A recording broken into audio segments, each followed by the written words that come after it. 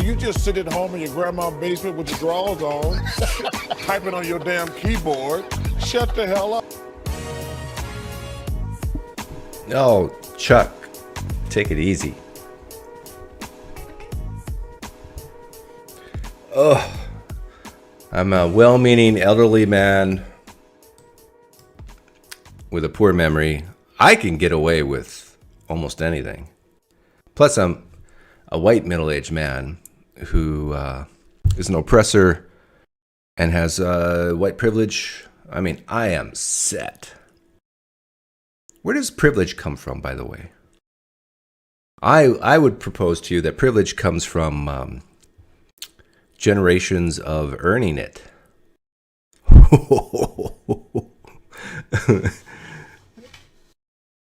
Like, for example, let's imagine there was purple people on the planet, and all these purple people worked tremendously hard, never, ever, ever did a crime, very productive members of society, very benevolent. And then you happen to see a purple person on the street, and you say, "Hi, purple person, just come on in. You don't have a ticket? Come on in to our show." That's purple privilege right there. Earned. That's good coffee. I put whipped cream in it today.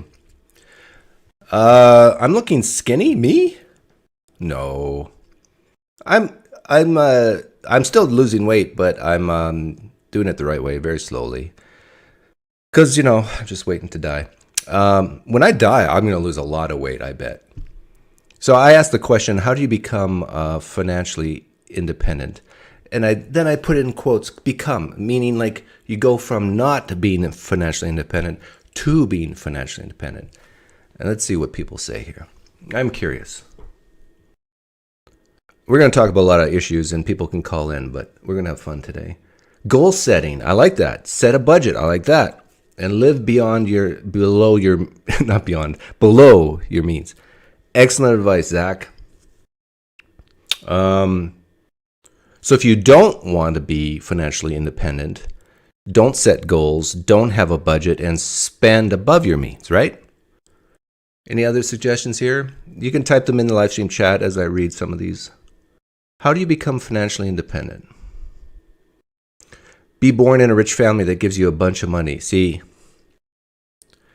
this guy here doesn't understand the question. Become. If you're born into it, you haven't become it.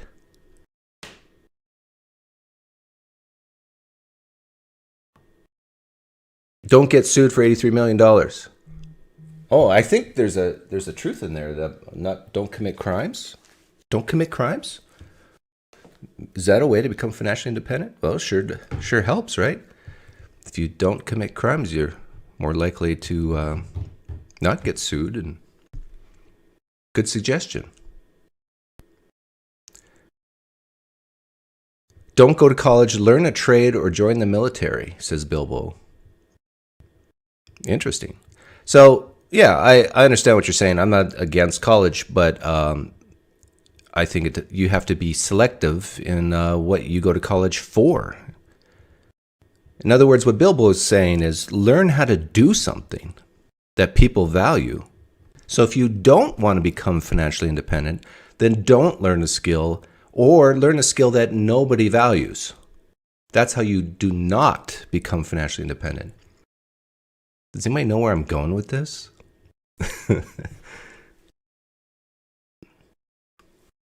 Privilege comes from other men. I don't disagree with that. Men is what runs the world. We live in the patriarchy, don't you know? Work and save, says Ron. Excellent advice. So if you don't want to become financially independent, don't work and don't save. Don't live on credit. Excellent advice. And if you don't want to be financially independent, then live on credit. Save early, yes. No debt, excellent. Although, I agree with the sentiment, but you can actually generate a ton of wealth if you use debt financing. The key is to be smart on how you do it and not overextend it. Don't eat seed oils. Play poker, yeah. There you go. You know, poker is not gambling if you know what you're doing. Learn a valuable skill. Excellent. Get lucky. Yeah, play the lottery. Yeah, luck has some part to play in it. If you're born stupid, I mean, what are you going to do?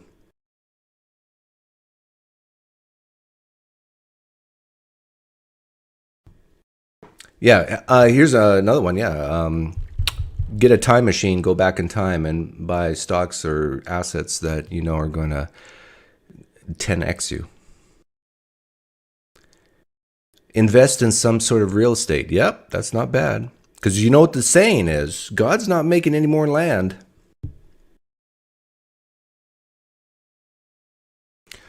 If your upkeep exceeds your income, the maintenance is your downfall. Spend within your means. Don't become a musician. Oh, Vinny Rack, yes. Yep, Don't become a musician if you want money. Like, the chances of you becoming a money-making musician is the same chances of you being a quarterback in the Super Bowl. Don't borrow for depreciating assets. Ron, you're on fire. That's a big one. The worst thing you can spend your money on, are you ready for this, is an automobile. That's the worst thing. Go as long as you can. Running to work, bicycling to work, taking public transportation if you can. I know it's a real pain.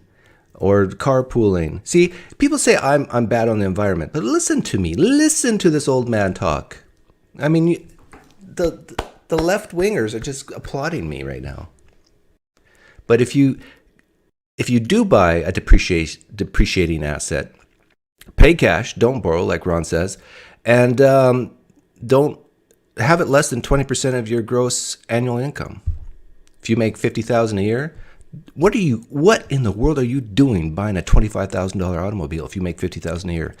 Listen to me. You are stupid if you do that. You are stupid if you do that. If you make $50,000 a year, your car should be at most 10 grand, hopefully under, and paid for with cash. And literally dole out the hundreds, because you might get a better deal that way.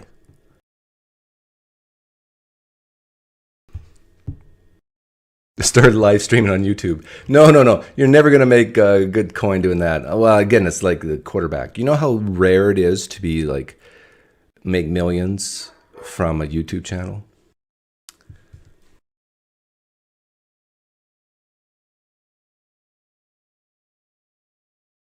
Okay, why am I asking this question? I'm asking this question because if you can figure out things that you can do to become financially independent, and a lot of you made great suggestions, the converse is also true. You can do things that will make you financially dependent. You humans, us humans, can make mistakes that lead to bad outcomes. So you got to ask yourself, what's more likely? That someone is in a bad financial situation because of bad choices or because of systemic racism? What's more likely? I'm not saying it's impossible that systemic racism is because the reason why you're... But, you know, you can make bad choices too. Right? Yeah! My dog says amen. I want to talk about Peter Boghossian for a second because it's fresh on my memory. I was just on Twitter. For those of you who don't know, Peter Boghossian is a guy who came up with street epistemology, which is a fancy words that describe a certain technique, a method of having better interactions with people in arriving at why they believe what they believe, and do they have good reasons for their belief, reliable reasons for what they believe, and so forth. It started, a decade ago, something like that. And he wrote a book called The Manual for Creating Atheists a long time ago, which was very controversial because the Christians in the United States, and I guess Muslims too, thought this was terrible because atheist is the worst possible type of person you can be, because then you're going to just kill babies and cause mayhem in the streets and end up being trans. Sorry, I make myself laugh. And I would say for years and years, most of the practice of street epistemology was, in fact, done by atheists asking theists, mostly Christians in the United States, questions. And that created some animosity between Christians and atheists, I think, because they said, hey, this method, even though it's meant to be civil and all this, really you're just feigning in disguise this niceness, and you're not really nice. You have this devious goal of taking my faith away from me and the ones I love, and so you guys are bad. Well, fast forward to the year 2024, most of street epistemology nowadays is not used against religion, which tells you something, theists listening right now. It tells you that you've become irrelevant. Your beliefs really become irrelevant.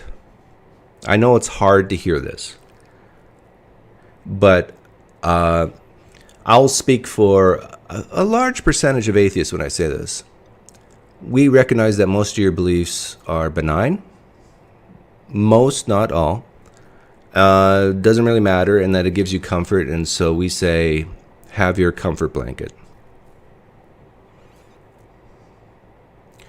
Now, that might sound condescending, but actually it's not. It's not. Because with my own wife, I know she gets tremendous meaning from her belief in Christianity. And I honestly, sincerely, don't want to take that away from her. I don't.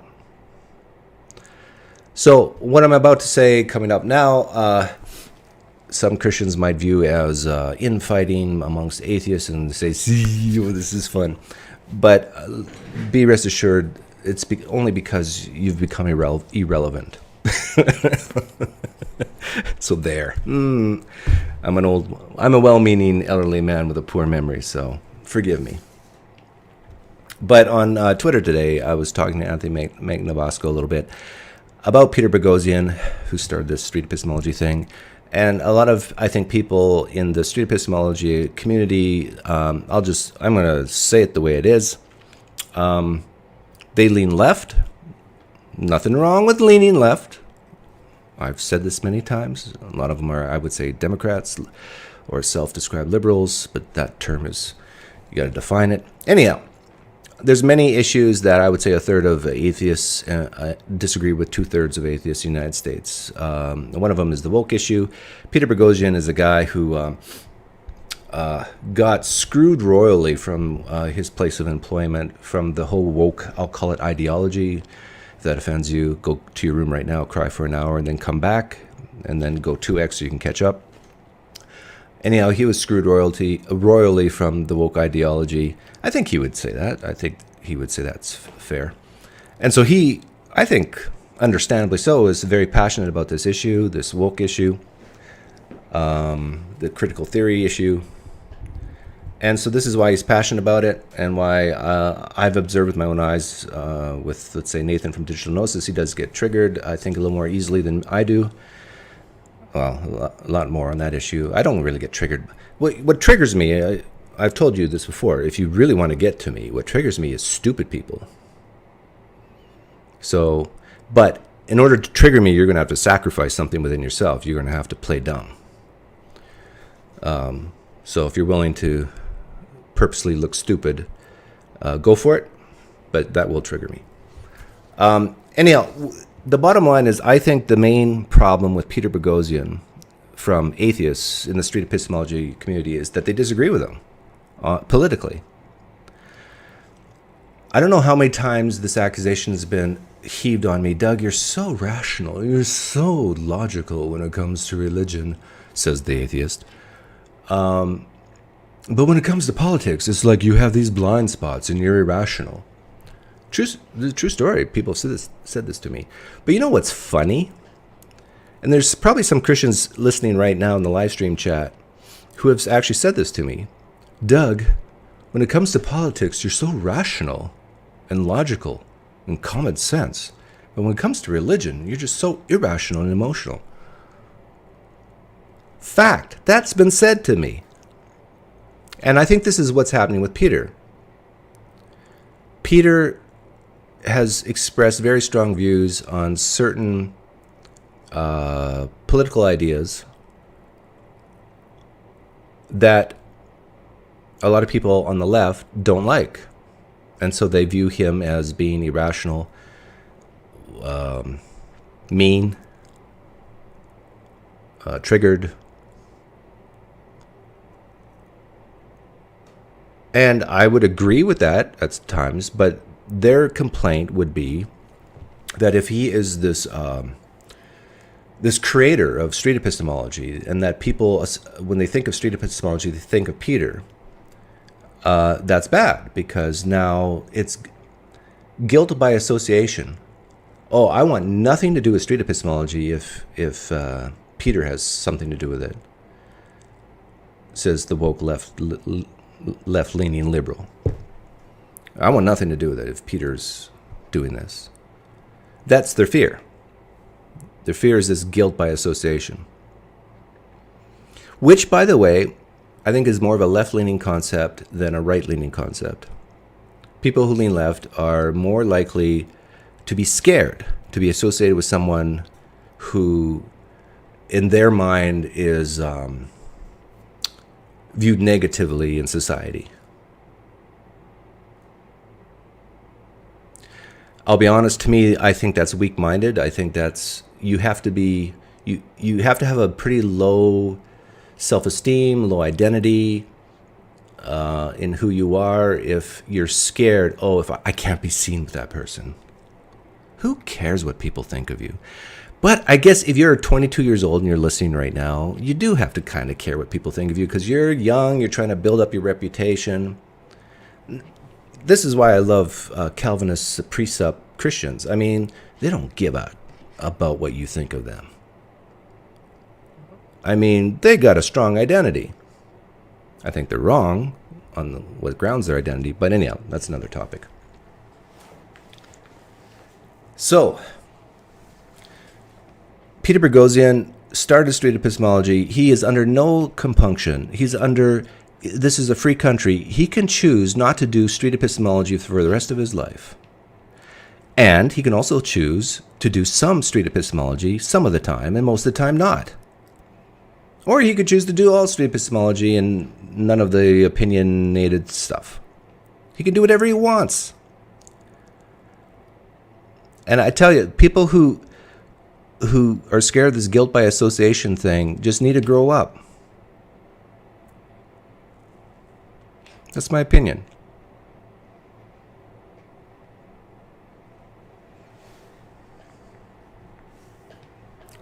Do I have anything else to say about this?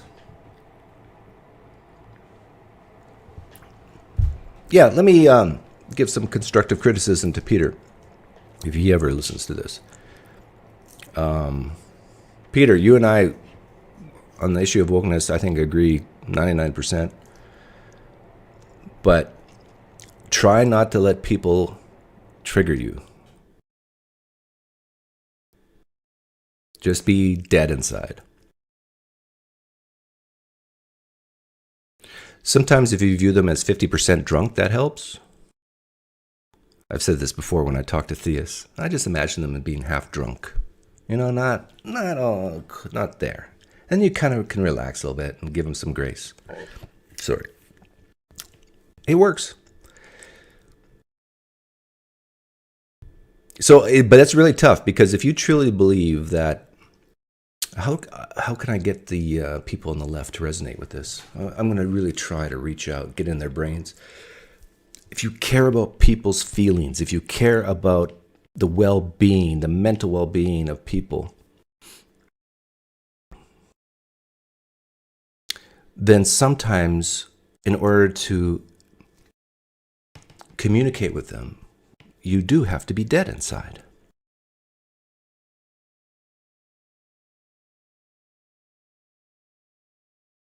Think about that MAGA person that is a real threat to our democracy. Think about the fascist authoritarian, the Christian nationalists, who maybe someday really want to round up us atheists and put us in jail or execute us. You have to have the ability to say, I don't care if they kill me. I just want to have a calm, civil conversation. See, I know it's really hard for people on the left to do that. You almost have to pretend you're already dead. I mean, literally, pretend you're already dead and you're like some type of spirit. And so they can't hurt you. If you come from that perspective that you cannot be hurt because you're already dead, then you can be dead inside and having conversations with people. Ooh, I like that. Do you think SC will be useful outside the YouTube podcast interviews? Yeah, of course. Definitely. It's probably more useful outside YouTube, any type of social media, than inside it. I mean, you honestly think that SE is effective when there's a camera on you, and I mean in a live stream audience where your tribe is listening, and you can't. It is way more difficult when there's a crowd watching.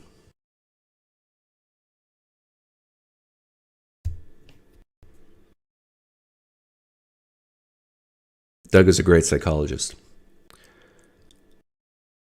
I'm a professional psychologist playing the part on YouTube.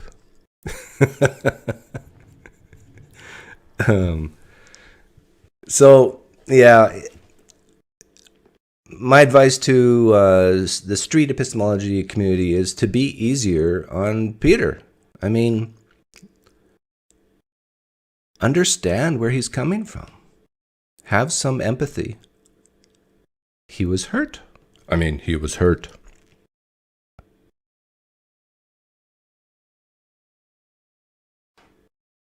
And so on these topics, he is going to be more passionate about it. And also give him some grace that, no, he is a man who could do what he wants in the United States of America. He can express his opinions. He can choose to call people deranged if he wants to. For example, let me see if I can find it.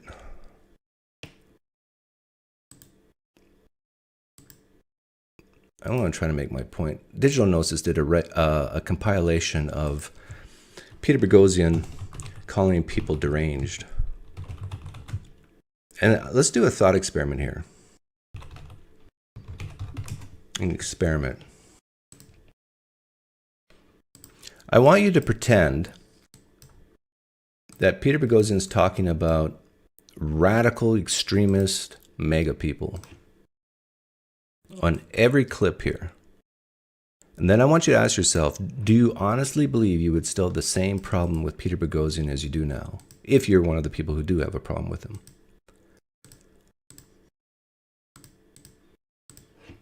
Yeah, I think this is it.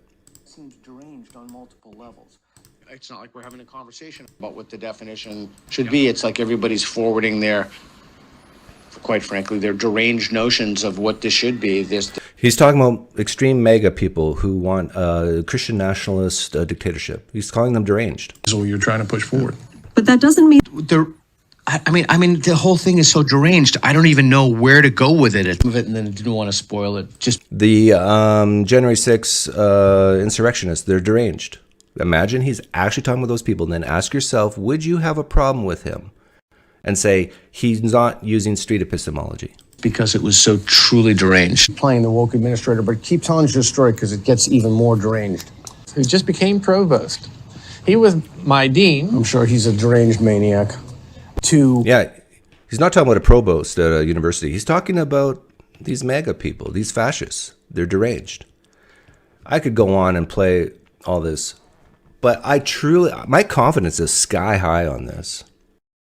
That if he were talking about political issues that you strongly agree with, I mean, these people are deranged. you would have no problem with associating Peter Boghossian with street epistemology. Am I wrong? Am I at least partially right? Even if you think I'm not 100% right about this, come on. People in the street epistemology community, I think you got to give me at least I'm partially right. That your feelings about Peter would be subsided if he said nothing negative about the woke issue, nothing negative about immigration, nothing negative about the homeless, but all his rhetoric about these deranged people were only about authoritarian, Christian nationalists, extremist, radical mega people. My guess is you would have nothing to say, or very much less to say. Am I wrong? I don't think so. Speaking of immigration,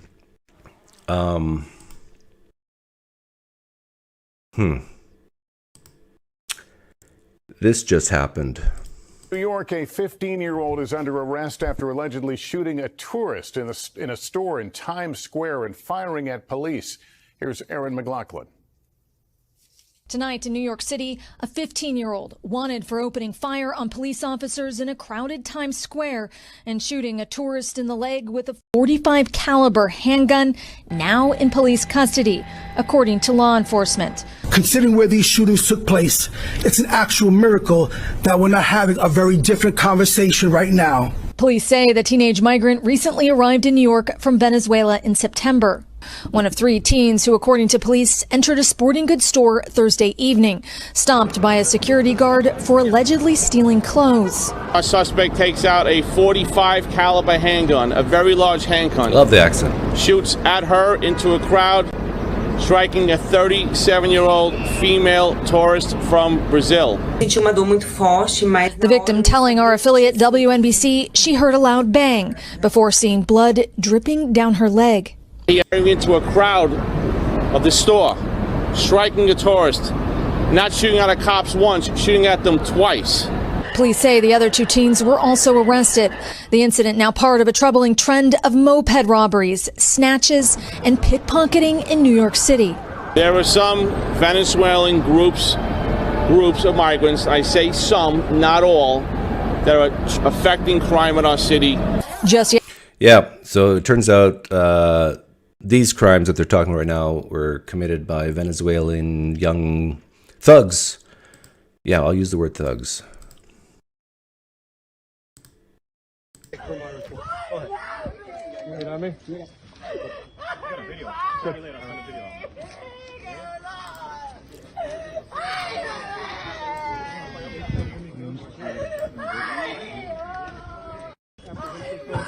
I'm not sure if that's the mother crying in the background.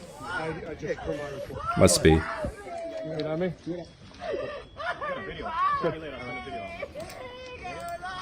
Okay. The point, why am I playing this?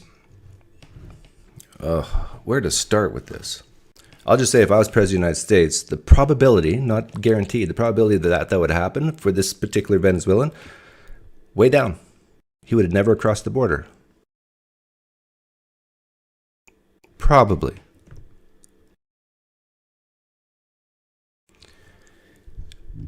In order to resonate with people who disagree with you politically, you have to take what they value. So think about what someone on the left really values more than someone on the right. And there's this compassion, humanitarian, wanting to help poor people who just want a better life for themselves. But here's the problem, that when you do that, you actually risk making other people's life worse. This is called a moral dilemma. Now, would you bring in 9 hardworking Venezuelan if it means this guy, this one young guy, gets in? This gets to risk assessment that reasonable people can disagree. I would not. That's the beauty of having borders. You can actually choose who gets in and who doesn't. And if it means that, well, we'll let in some criminals so other people can have a better life, That's a tough pill to swallow, I think.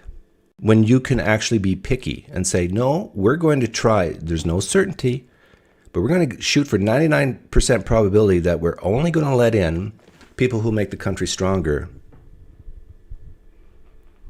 And that's why I asked that question about, how do you become financially independent? Can you imagine a world, in the United States, where you only let in people who have a track record of success, who are already financially independent? This is what really gets the left. You only let in people who don't need public schools because they're so financially independent they could pay for their own kids to private schools. That really bothers. When you say that, that really bothers the left. Can you imagine if we lived in a world here in the United States where you don't let in mentally ill people?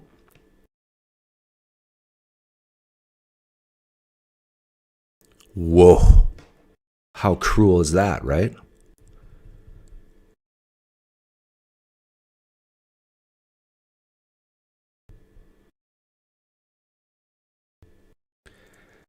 Yeah. People are still on the SE thing.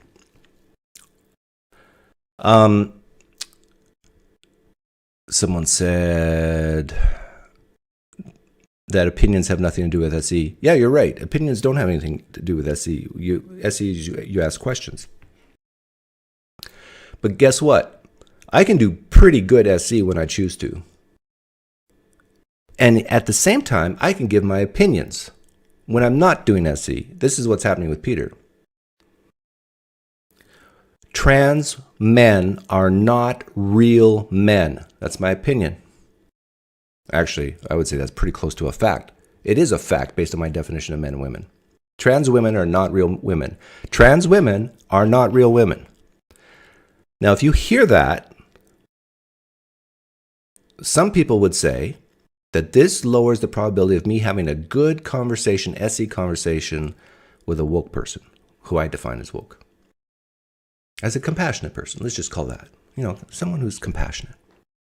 Because they hear that and they say, oh, he's a bigoted transphobe. And I think this is what's happening with Peter. He gives his opinions. He interviews people that he agrees with. People hear it. And then they say, well, that means he can't do good SE. I disagree with that.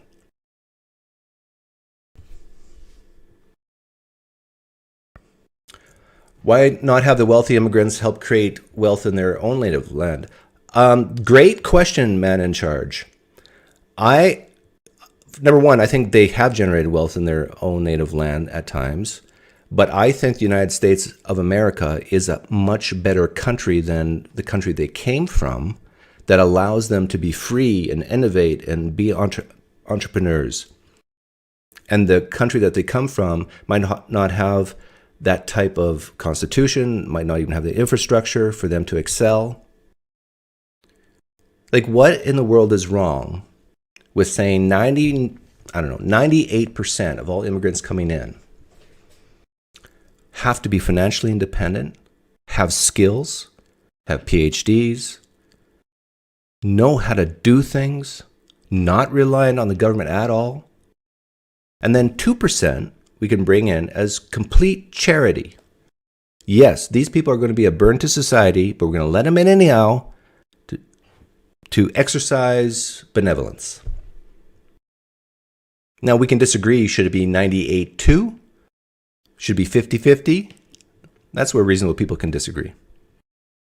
But I think what makes a strong nation is strong people. Everything I'm saying right now is so uncomfortable, I think, for a lot of people on the left to hear. But it's pretty hard to deny it. That people are not equal in terms of ability. And so if you want a strong country, you bring strong, abled people in. I don't know how you can disagree with that.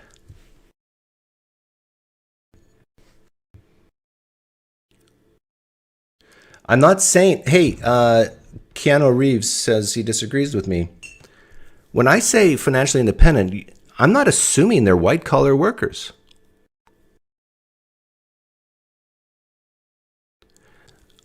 I have a ton of respect for blue-collar workers, entrepreneurs. I have a ton of respect for families that start plumbing businesses and then expand. And they got like a dozen trucks out on the road helping people fix their faucets. Those plumbers make way more money, the ones that own these businesses, than most white-collar people working in an office who make $100,000, $200,000 a year. I know this because I've worked with some of them on financial stuff. I have nothing but respect for tradespeople. They're what actually make the country work.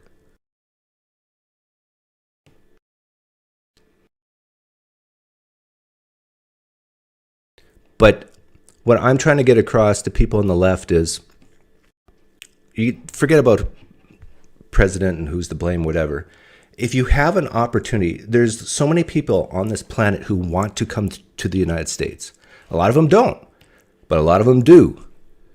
If you have a lot of people who want to come to the United States, why in the world would you let people in who have troubled pasts, who have no skills, who have no education, who are mentally ill, who are physically ill? Like, I know if you're on the left, especially if you're a woman who has the nesting syndrome, you just want, but we gotta help. You have to be able, on these tough decisions on how to run a country, how to have borders, you have to be able to actually let people die. The United States can't save the world. What I just said is really tough for people to hear, but it's the truth. Think of the Titanic when it went down. Only so and so many lifeboats. You have to be able to look that person in the eye who's drowning and say, sorry, we can't let you on this boat, otherwise we all drown.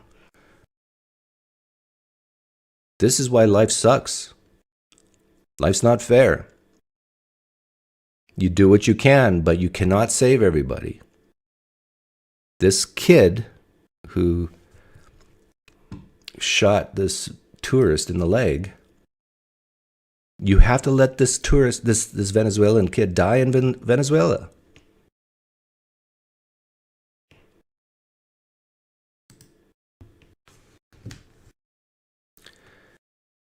This is the argument why some people say women shouldn't vote. I understand this argument. Because if you're a very compassionate, nurturing person who tends to be more female, empathetic, it's really hard to make these tough decisions and just basically say, I'm willing to let people die.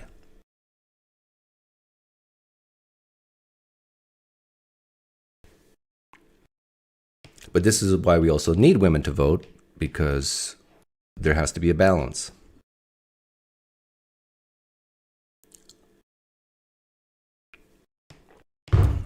I forgot to put up the link to call in. Hang on, is there anything else I wanted to say? Talked about Peter, talked about immigration. Oh yeah, on the immigration thing, people have been talking to me about Republicans denying that bill legislation. Here's my analogy for that.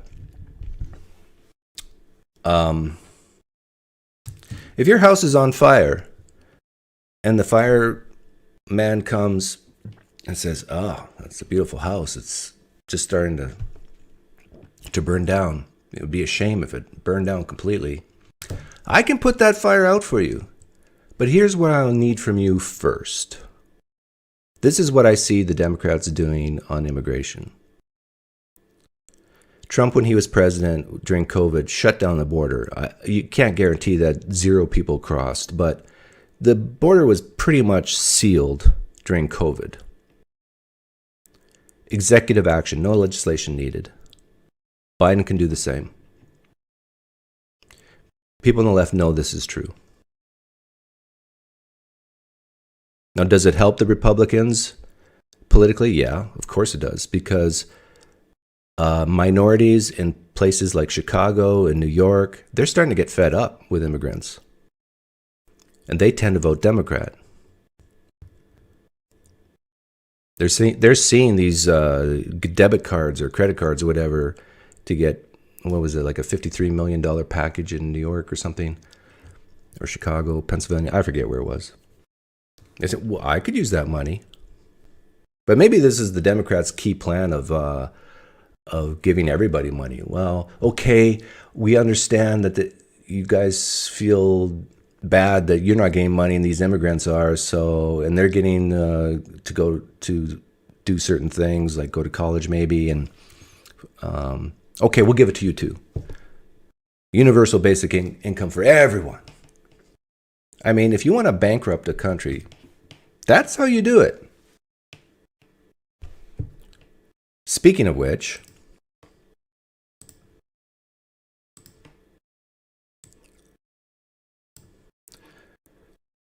this just came out for January. This is the monthly Treasury Report. Okay, the fiscal year for the United States ends September 30th of every year. So we're October, November, December, January. This is 4 months. 4 months. $22 billion deficit. But look at this. I've been following this for, I don't know, a decade, these reports. And it's very rare that the interest paid on the debt is more than national defense. Now, for the 4 months, I think national defense is still higher. But look, just barely. $298 billion to 283. Over the next few years, this line item, net interest, is going to pass this, is going to pass this. When it passes Social Security, like, we're done at that point. There's going to be default on the debt. $532 billion deficit after 4 months, and we're not even in a recession.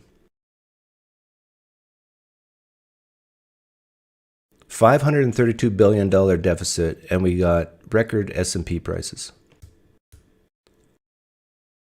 Take this times 3, because if you annualize it, but it's going to get worse, we're running $1.5 to $2 trillion deficits. And the economy is actually doing not too badly. Can you imagine the economy was to start sucking? How big these deficits would be? And by the way, look at the income taxes, individual income tax. $808 billion. Total outlays, $2.1 trillion. You could tax the wealthy. You could just take everything they make. Say, oh, you earned $10 million this year? We're going to take all $10 million. You could do that for all of them. And it's still not going to make a dent. The problem's on the expenditure side, not the income side. So every time, if you're a left-leaning person and you say, oh, we just need the wealthy to pay their fair share, that's BS. We could confiscate everything the wealthy made, and we would still have a deficit.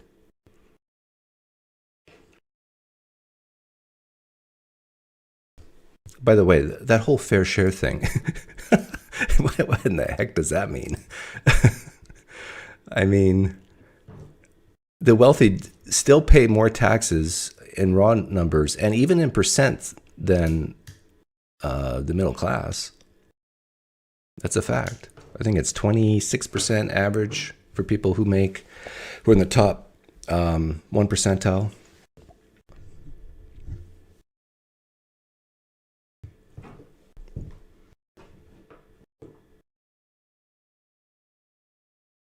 Oh yeah, I was going to bring this up.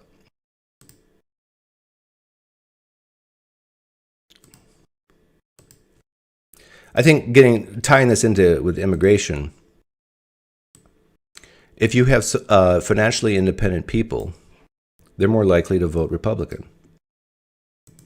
So if there is political incentive to let poor immigrants in,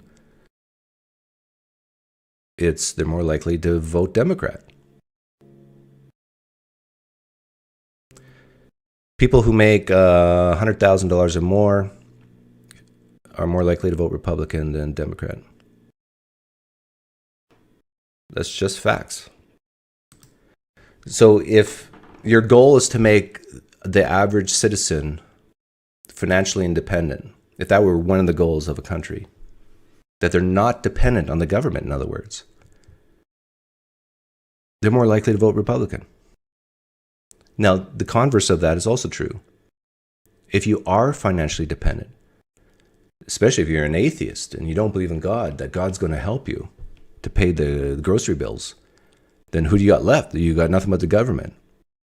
You're more likely to be a Democrat, right? Because, number one, they're way more compassionate than those evil Republicans. Number two, they tend to support programs that will help you, the little guy. So there is an incentive to have poor little guys come into the country than rich guys who don't need the government. Again, imagine a man and his wife want to immigrate from Venezuela, but they're like entrepreneurs and they got 4 kids, no history of crime, and they just really want to leave Venezuela because it's a horrible country, and they want to come to a country where they can take their entrepreneurial skills. And they got so much money that their kids are going to go to private schools. We don't need public schools. I mean, that just really rubs a lot of people the wrong way.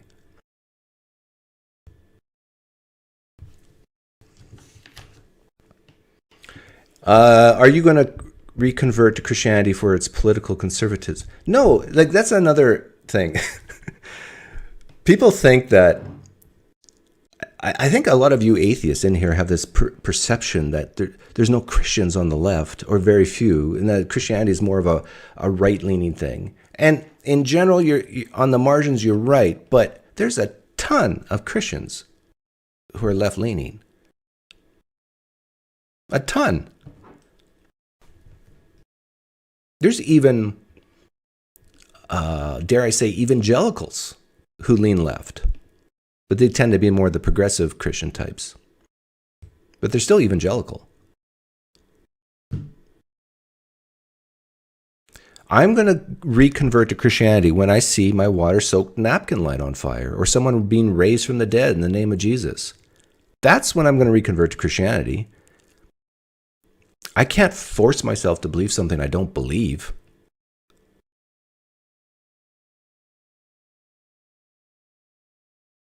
I know you're not an atheist, Warren. I think I know who you are. But and I've said this before, Islam, Christianity, they have an advantage over secular humanists in that they have, I think, a stronger sense of identity.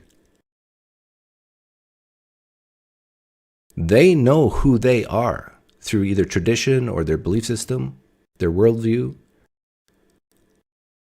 When you leave Christianity, when you leave Islam,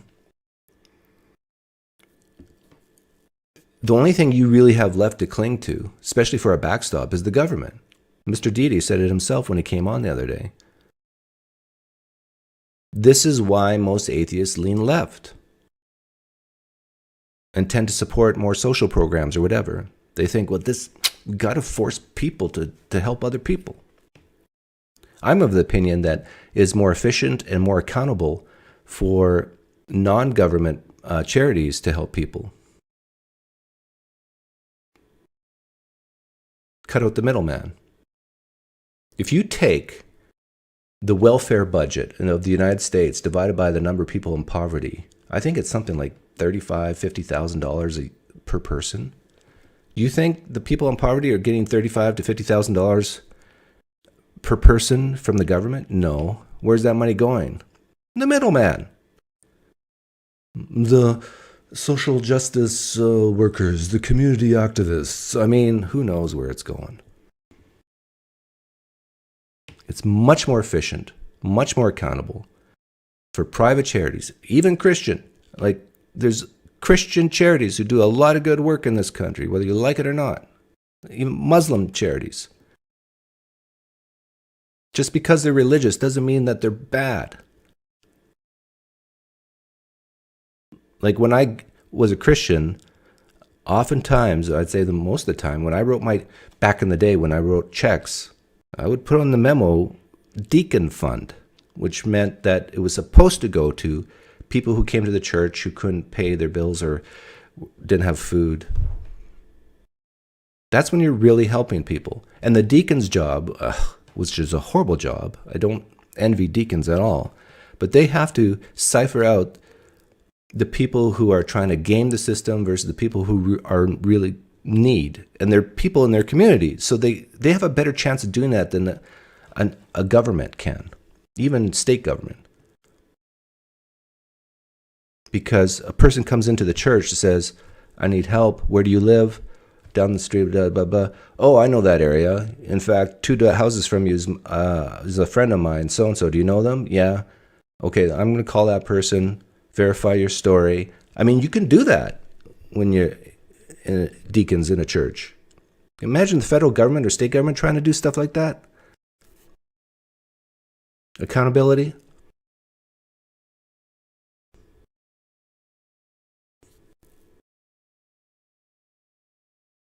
This is why people like me tend to be conservative, tend to lean more Republican.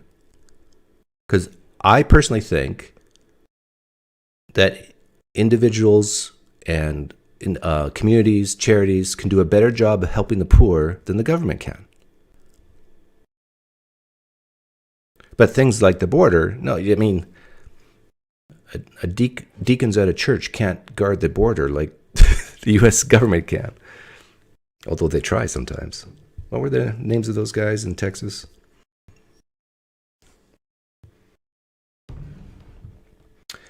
PineCreek, I'm going through deacon training at a Reformed Presbyterian church. Well, there you go. I actually got nothing bad to say about Presbyterians when it comes to helping the poor.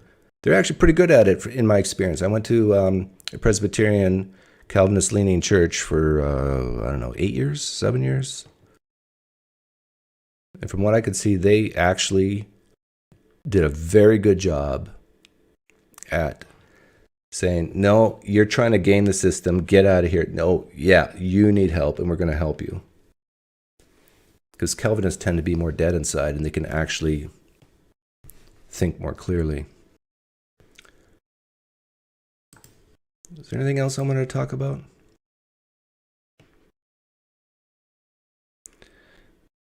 No. I'll open up the room. I prefer people only call in if you disagree with me.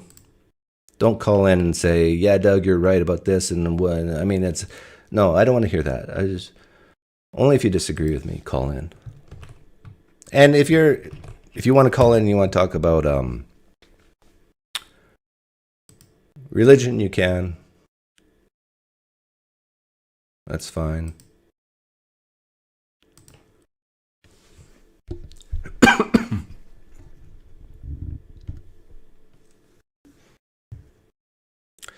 I still lean against universal basic income because I do think it goes against the human condition.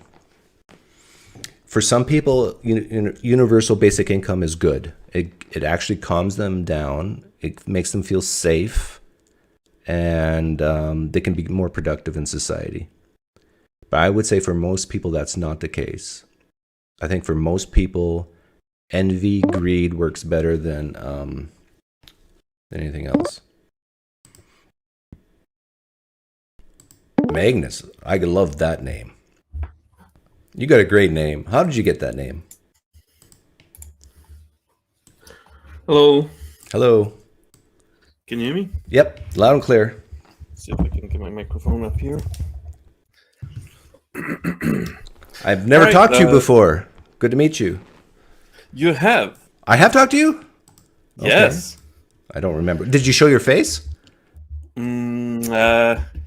Yes, I did. I'm pretty sure I did, although I'm not quite sure. Maybe I didn't. Maybe I didn't have a beard. I think I was shaved. Well, I'm a well-meaning elderly man with a poor memory, so you did show your face. too. Yeah. Yeah. What did you want to talk about? All right. Like I don't think I've heard you say this. So I was just thinking about what can I disagree with you on, and I think maybe we disagree on Ukraine. Oh yeah. Do you think that the United States should be involved in a war in Ukraine? No. Right.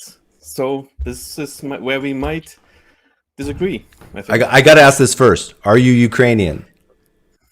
No, I'm Danish. Okay. Good. That way it would be less emotional. Yeah, I say no because I don't see the benefit of a very tangible benefit of the United States protecting the Ukraine from Russia. I also don't believe Russia is going to take over Europe.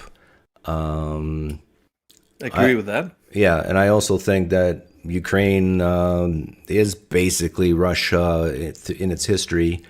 Russia is very diverse in its people, just like the United States is. But does it suck for the Ukraine? Yes. But I would say that I am not against the United States helping Ukraine, but they should be paid for it. Oh, all right. So if they want to pay us as hired guns, well, I mean, so it's cost plus 20%. Not like, yeah, but it's not like the United States is in Ukraine at the moment anyway. Well, and we're basically just kind of funding their war. So, but I know what you mean. Yeah, you know what I mean. So if we spend, let's say, $50 billion on Ukraine, Ukraine has to write a check or make a direct deposit for $50 billion plus 20%, cost plus 20%. All right. So you're saying you're fine with all this if they just pay for the effort. Yeah. Okay. Well, then maybe we don't disagree so much. We'll get a good return on our military dollar. Help pay down our deficit. Yeah. Well, but the problem is Ukraine doesn't have the money, do they? No, that's the problem. But they could. Like the Ukraine is actually, like from a technology point of view, they were a large part of the sophisticated industrial base of the Soviet Union at back in the time. And a large part of the industry is pretty good. Potentially Ukraine could become like Germany, I think. Maybe not exactly like Germany, but they are potentially have the capacity to become a rich and wealthy European. Well, you know what? I value businesses for a living, and oftentimes I hear the same argument. Well, potentially this business could be very profitable. And so that's why you should pay me more for it. I mean, just look at all the potential. I advise my clients to say, well, why don't you do it first? Why don't you make it profitable first? And then I'll pay a premium for it. But until then, yes, sure, you can change companies, you can buy it low and improve it. But, you got to be prepared to do all the hard work. And if you're not prepared to do the hard work, then you're just better off buying a ready, profitable business. And yeah, so if Ukraine has all this potential, well, maybe we should colonize Ukraine. Why not, instead of Russia moving in, why don't we just move in? Because if we bought and paid for it, why don't we just make Ukraine a colony of the United States? Right. But now you're actually getting close to why I might disagree with you. Because I have the position that America basically, is you break it, you buy it. And America has been a large part of the cause for this whole situation. The precursor to all this was kind of Georgia, where the United States also tried to get United States, NATO equipment into the country and tried to approach it as if it was going to be like a NATO member and all that stuff. Okay, what did the United States do to cause this specifically? Well, Russia invaded Ukraine and Georgia, so it's not like the United States invaded, but what did they do to even cause anything? United States? Yeah, United States specifically. United States heavily influenced the elections Election interference? You mean the United States government's involved in election interference? Yes. Oh, I guess maybe there was fraud in the 2020 election then.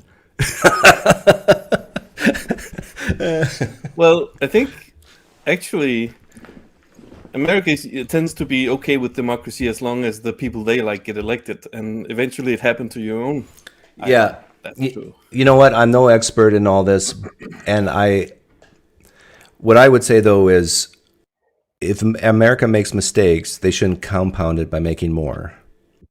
No, and I agree with that, but you still have to figure out like how are you going to deal with the security of Europe, because for a long time America has had the stance that they're basically, securing Europe by having all the bases in Germany and all the other places in Europe and having. Help me understand this. And all that stuff. And our economies are intermingled quite a bit. If you look at the I understand that foreign debt of the United States, Europe holds a very large part of it, and vice versa. No, they don't. America is it 5%, 10% at most? I think if you take all European countries, I think we're most of the U.S. debt is held by Americans. Is it? Mm-hmm. We can fact check that. Yeah, can you? Because I'd like to get a fact check on that. Who holds U.S. debt? The public, 24.5 trillion of the national debt as of January 23. Foreign governments hold a large portion of the public debt, while the rest is owned by U.S. banks and investors, Federal Reserve, state and local governments, mutual funds, pension funds, insurance companies. So what's the U.S. debt is 33 trillion, 34 trillion. So roughly 2/3 is held by the U.S. citizen.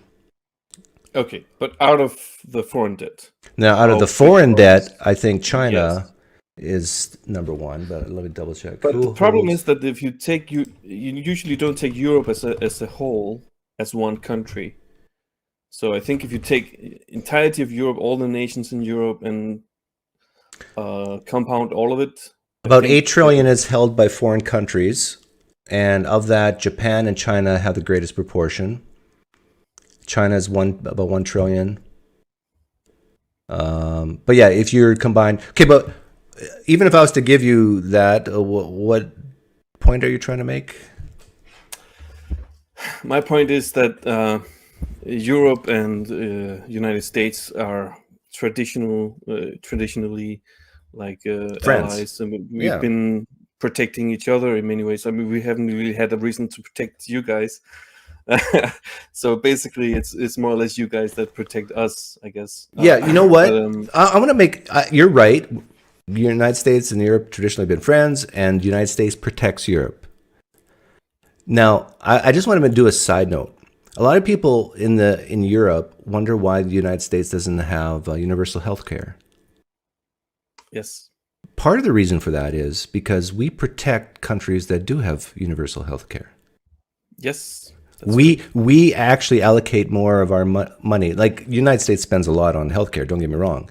But if it was universal healthcare, like Medicare for all, I mean, it would be way higher even. But we spend more money of that money on the military to help your country have universal healthcare. Because can you imagine NATO? What's that? Or NATO, yeah. Oh. Yeah. So I just want that's just an aside. Like, people wonder why the United States doesn't have universal health care. It's because we're protecting the world. Yes. And so I'm also saying this with respect to Ukraine. I'm also saying this in an effort to kind of that investment is worth more than just the security. It's also worth a lot of, market, a lot of the trade between European countries and United States and all that stuff. It's the whole package. I looked it up the other day. From your point of view, I looked it up the other day. Ukraine's trade with United States, I think, was 1.2 billion or something per year. It's basically nothing. Ukraine. The Ukraine is like the smallest economy in Europe, I think. I know. But my point is, but my point is, I was in Ukraine several times many years ago. I know. I was actually in Donetsk many times ago. I asked. But here's my point, Magnus. How much money did? Oh, okay. My point is this: the trade with Ukraine, I hear what you're saying about Europe, but with Ukraine, it's nothing. It's not even a dent. Tell me why United States should care about Ukraine. Why not just give Ukraine to Russia? Tell me why. Because we have war in Europe now. It's a little bit like if Texas was at war with Mexico, and if China was funding the war in Mexico. Wait, hang on. Besides Ukraine, where else is there war? In Europe? Besides Ukraine, isn't that enough? No, I'm saying stop the war, give Ukraine to Russia. Tell me why that's a bad idea. Because the Ukrainians don't want it? That's one part of it. That's about the only good reason you can give me. But even then, if we were to poll the Ukrainian people, what percentage of them would be okay seceding to Russia? Do you know? I don't. I think probably. I mean, I don't think the Ukrainians wanted this war. If you had made before the Russian invasion, I don't think any, like a super small minority of them might be interested in this war with Russia. Well, nobody wants war. Well, unless you're like a private Raytheon. What percentage of Ukrainians want to? How do I say? Want to be Russian? I don't know. Only 3% of Ukrainians would like Ukraine to join the Russian-led Eurasian Customs Union, and 90% want Ukraine to become a member of the State of the European Union. 84%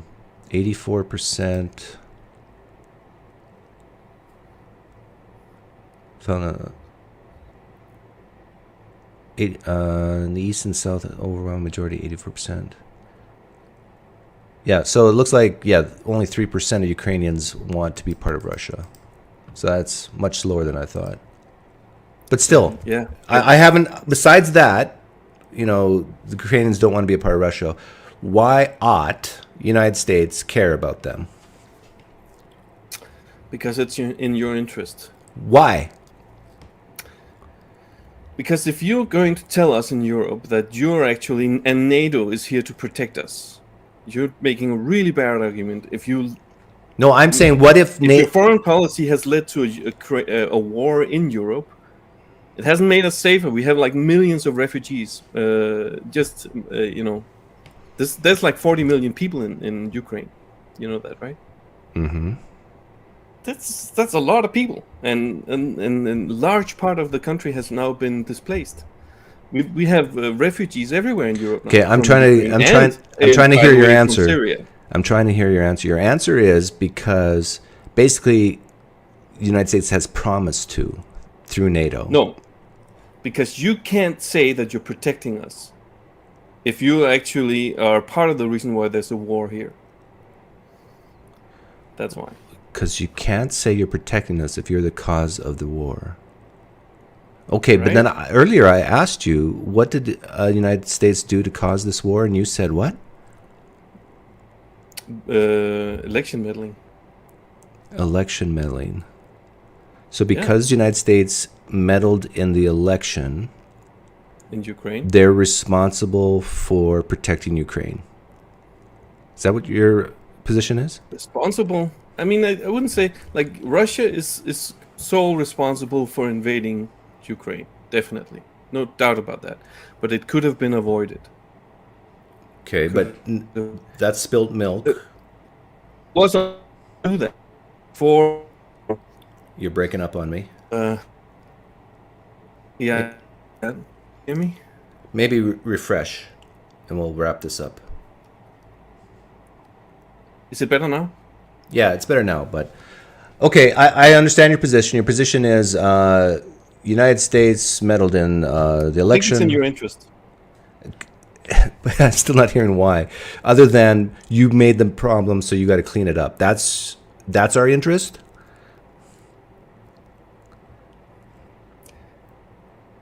Yeah, part of it. Yes. Yeah, that's not very persuasive. It has to be solved now. The whole, maybe not, but I think Trump was on the right track.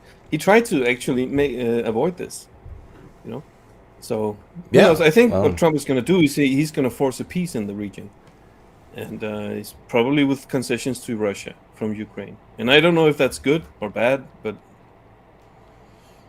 well, my position is,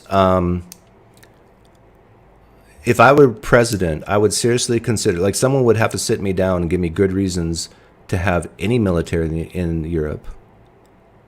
I would pull the U.S. troops out of Germany. I'd pull them out of Europe. I'd pull them out of Japan. I might keep them in Korea. But you still keep NATO, right? No, I actually don't think. Oh. No. Okay. Yeah. You know why? Because the main reason NATO exists is because of the big evil Russians, right? Yeah. Yeah. Okay. I would be more of a, if I was the dictator of the United States, I would just dissolve NATO and then just wait to see what Russia does. Okay. And if they were to make a move on your country, then I would say, okay, pay me cost plus 20% and I'll protect you.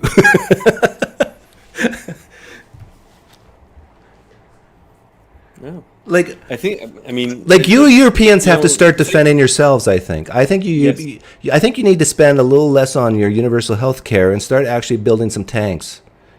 Yes, and but every time we talk about it in Europe, they always say, no, we shouldn't do this ourselves because we have NATO, and so that might actually be a good. Yeah, let's just get rid of NATO. Just get rid of let's have the Europeans sleep a little less at night. And then appreciate the Americans a little more. Okay. Well, you should appreciate us too.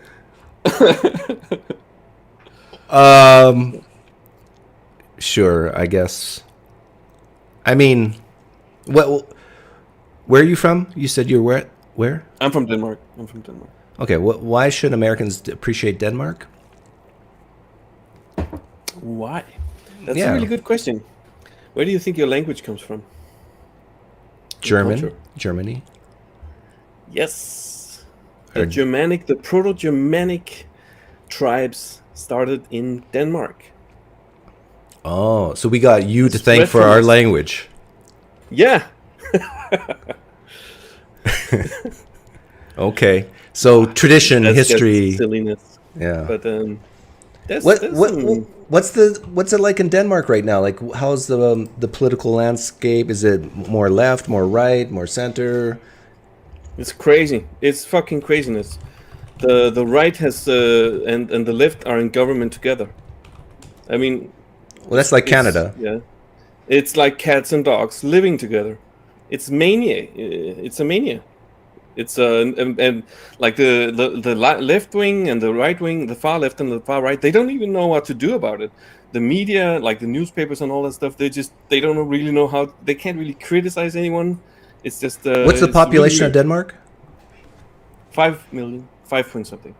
5 million. Just like nothing. It's like super small country. Yeah, maybe we should take Denmark over. You got some good scenery. It's flat. You know what's interesting is the United States at the end of World War II, we were the only country with nuclear bombs. We were least affected by World War II, except for, let's say, Pearl Harbor. We could have taken over the whole world if we wanted to. Right. We could own you right now, but we didn't. Well, I mean, you did the right thing, right? And you. And well, if you sell me on Denmark, maybe we didn't defeat the Soviet Union as well. So you did the right thing so many times. On two from German times. You have 119. I'm out, can I? You have $119 billion worth of debt in Denmark. It's like, yeah. That's actually a lot for only 5 million people. Right? Oh, really? 100 and how much?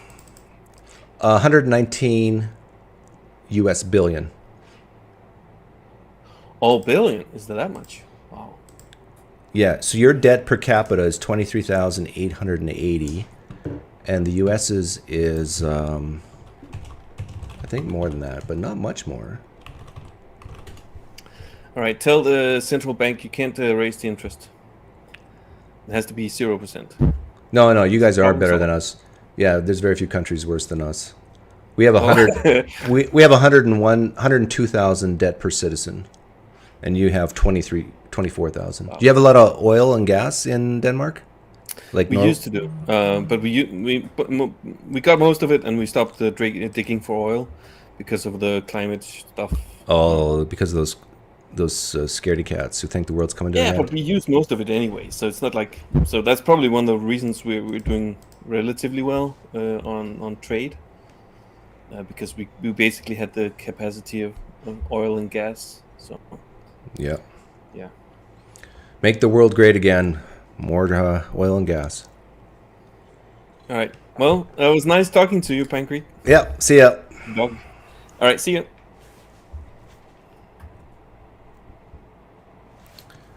Okay. He's a nice guy. Magnus. He has a typical Denmark name, right? Isn't Magnus Carlsen from Denmark? The professional chess player?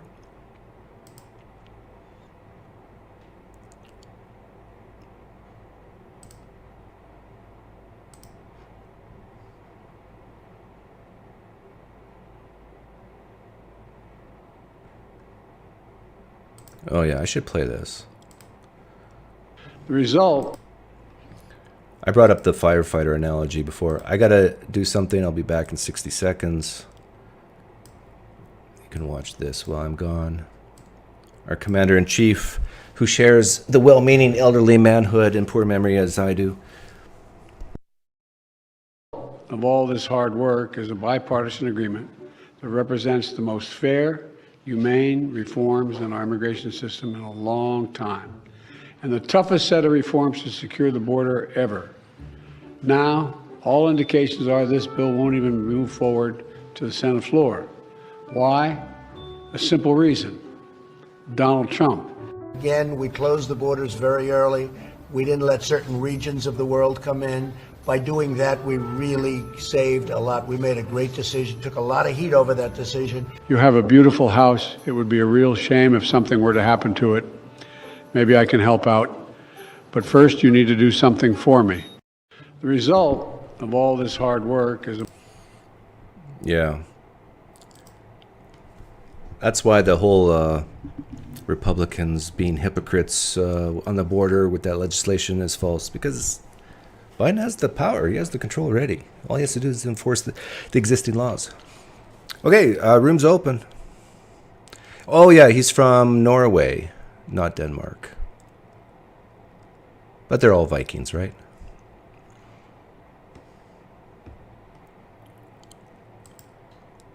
Were there Vikings in Denmark? Wasn't that whole area considered one place at one time? Isn't Norway Denmark's Ukraine, Russia's? You know what I mean.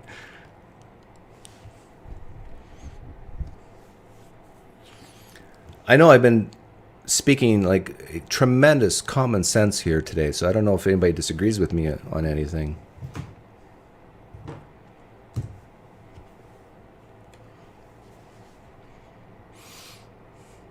So yeah, let's dissolve NATO. Let Russia have Ukraine, and then just wait and say, okay, your move, Putin.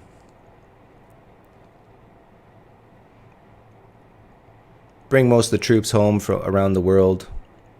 Secure our own borders. Let the National Guard put law and order in the third world parts of the United States, so people can feel safe. Let's make Americans feel safer and the Europeans feel less safe. That would be fun.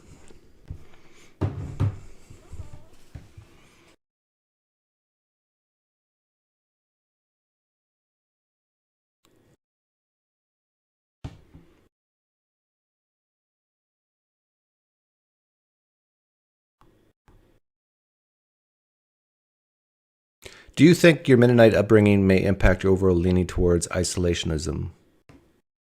No, No, I don't think. Well, maybe Mennonite. It's more of being raised on a farm, I think. Like when you're raised on a farm, I mean a real farm, not like these acreages that these upper middle class people live in nowadays. When you live on a real farm, you need a gun. Because if something were to happen, it takes many more minutes for the police to show up.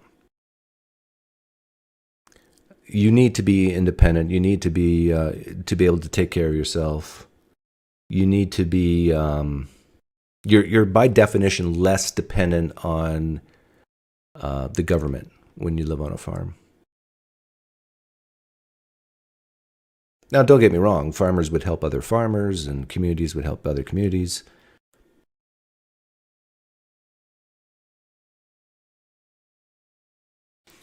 Can you please answer my question about removing NATO? I didn't see your question. Can you tag me, copy and paste?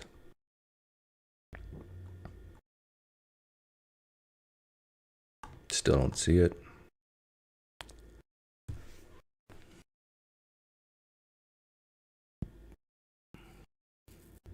Travis is still talking about God. Do people still even care about this conversation anymore? I guess so.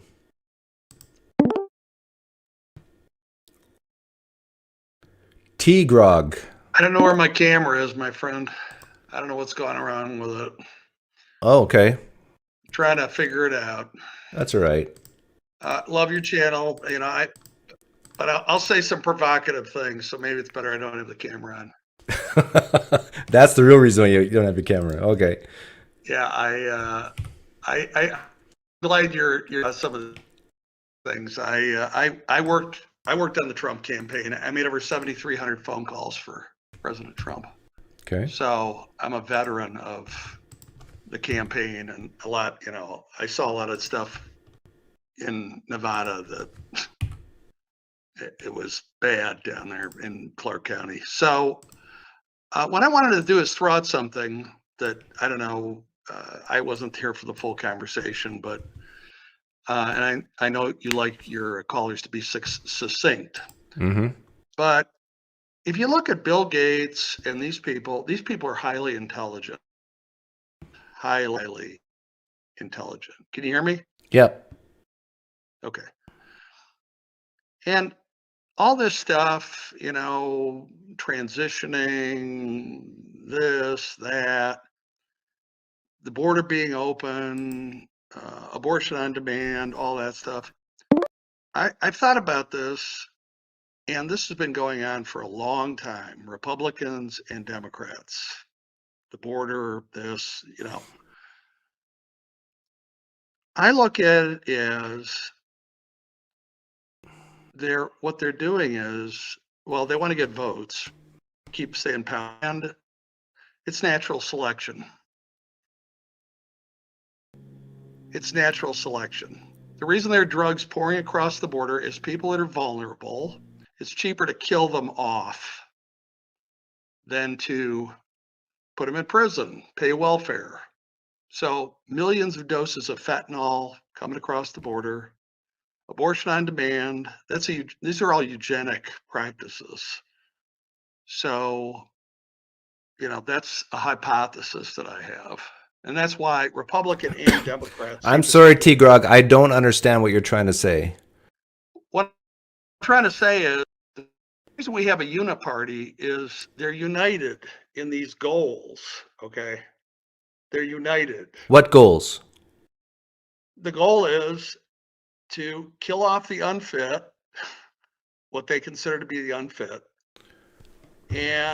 but retain power. In other words, get people that'll vote for big government programs, keep them in power, and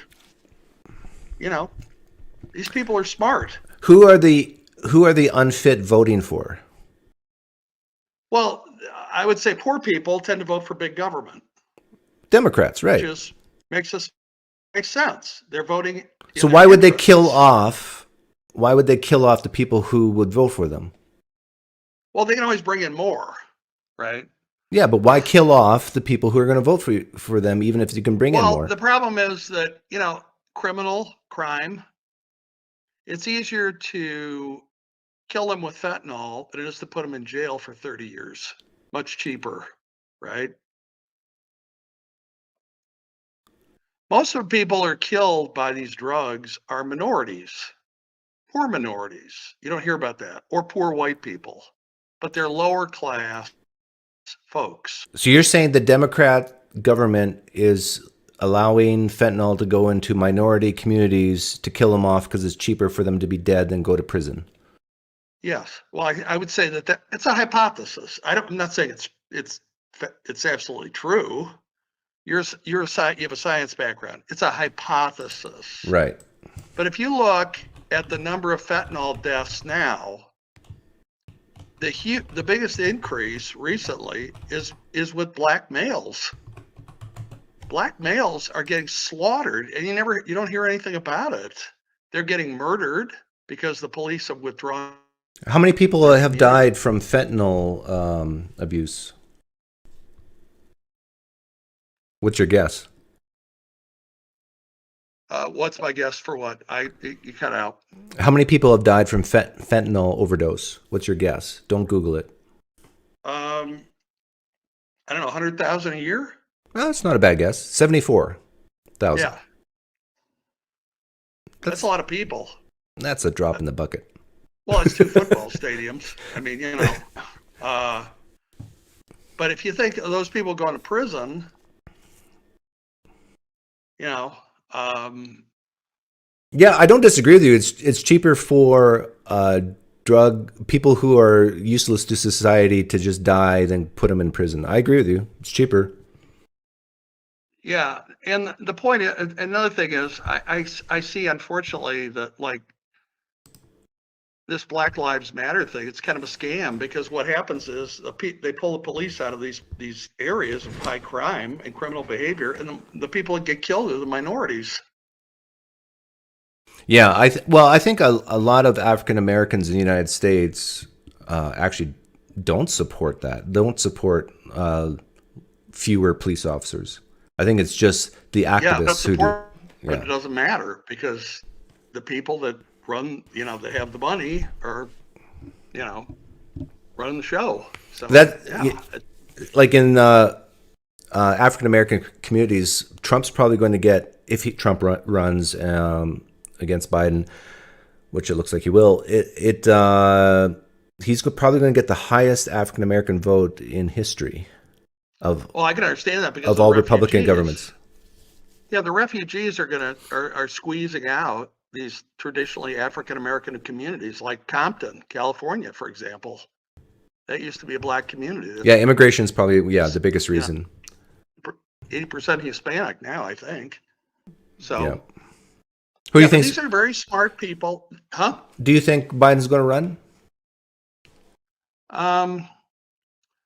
Hard to say. I know he's officially he's running right now, but do you think he'll actually be on the ballot come November? Well, I don't know. I saw Alex Jones said that they're going to replace him at the convention with a Michelle Obama, Gavin Newsom ticket. I don't know. Hard to say. I don't know. Yeah, I personally don't think he's going to run. But if he does run, I think Trump will beat him. Do you agree with that? I think the powers that be don't want Trump in there because they don't like his followers. I think they don't. It's not that they dislike Trump. They dislike Trump's followers. They see them as rednecks, fascists, Christians. Well, he has Trump has 45% of the vote right now, if the polls are accurate. So right. They can't all be rednecks. I would vote for. I agree. I'd vote for Trump over Biden, and I'm not a redneck. I don't think. I understand that. I'm going to vote, Doug. I'm going to vote for anybody that will keep us out of these wars. These wars are going to be the death of us. Yeah. Trying to contain people and having all these military bases and actively advocating the breakup of Russia and China, okay? Civilizations that have existed for over 1,000 years. And we're going to break them up into little bitty pieces. You ever heard this? Who's advocating to break up China? If you look at these neo-sites, like I'm trying to think, I can't think of any right off the top of my head. These think tanks, they have maps of what China will look like after it's broken up, and maps of what Russia will look like after it's broken up. Well, there's also maps of what the United States will look like once it's broken up. Yeah, but they're not put out by the Russians or the Chinese. They're not saying, hey, we're going to do this. You know, we're going to do this. Yeah, so I appreciate your take on politics. I try and think freely about this stuff. I'm ex-Christian like you, but I don't know, how can they let Trump get back in? How could they do that? I don't know. How can they let who get back in? Trump. They paint him as the devil incarnate. And who's they? Yeah. You're talking about the intelligentsia? The media and their The media has no power anymore in the United States. I mean, like the mainstream. You're thinking like CNN. Like Tucker gets more views than in one interview with Putin than like all Fox News, CNN, all combined. I mean, that's true. That is true. That is very true. CNN is garbage. I mean, in terms of viewership, MSNBC is worse. I mean, they're basically irrelevant. Yeah, well, that could be a very good thing. I think that's good. I can tell you this: I went to the Trump inauguration, and it was like I was in the third world. The riots and the riot police and the fencing and the concertina wire and the masked people running amok in the streets—it was crazy. I've never seen anything like it. Well, yeah, there was a lot of upset people there, I'm sure. Yeah, it was quite a show, but I don't know. Are you optimistic about the country or are you pessimistic? I'm optimistic. I think there's a shift towards more a balanced perspective. I think because of technology, people are they get to hear sides of points of view opposite of their own more than ever before. Now the question is, are they willing to listen to it and understand it and reflect upon it and care about it? I don't know, but I think a lot of that is dependent on emotional neediness and just general IQ. And so if somehow we could get less stupid people in the country and more smart people, more emotionally balanced people, that would be a good thing. And by the way, I commend you on your IVF efforts. A lot of Christians are anti-IVF, as you probably know. IVF is fantastic because people that do IVF will probably, on average, be far superior parents, and they really want to have kids. It's like, oh my God, you're pregnant again? Yeah. You know, so I'm a big fan of IVF. I actually have a lot of friends that are Mormons, and I said, why doesn't your church pay for IVF for people that are, you know, members in good standing that want to have children? Why doesn't your church pay for it? Well, you've heard my take on this, that my hypothesis is that the whole world would be a much better place if every child born had to be born through the process of IVF. I think that's correct. There'd be almost no poverty, no crime. I mean, it would drop dramatically, poverty and crime, if every child born was through the process of the long, patient, expensive, painful, laborious process of in vitro fertilization. I mean, anybody who wants a kid and goes through that really wants that kid. Well, there were famous psychologists in the turn of the century that proposed parental licensing. In other words, you had to apply for a license to become a parent. Okay, if you had IVF like that, that would be like parental licensing because. Yeah, what's your opinion on that? Is that good or bad? You got to have a license to drive a car. You got to have a license to, carry a. But is there any part of that that makes you feel icky?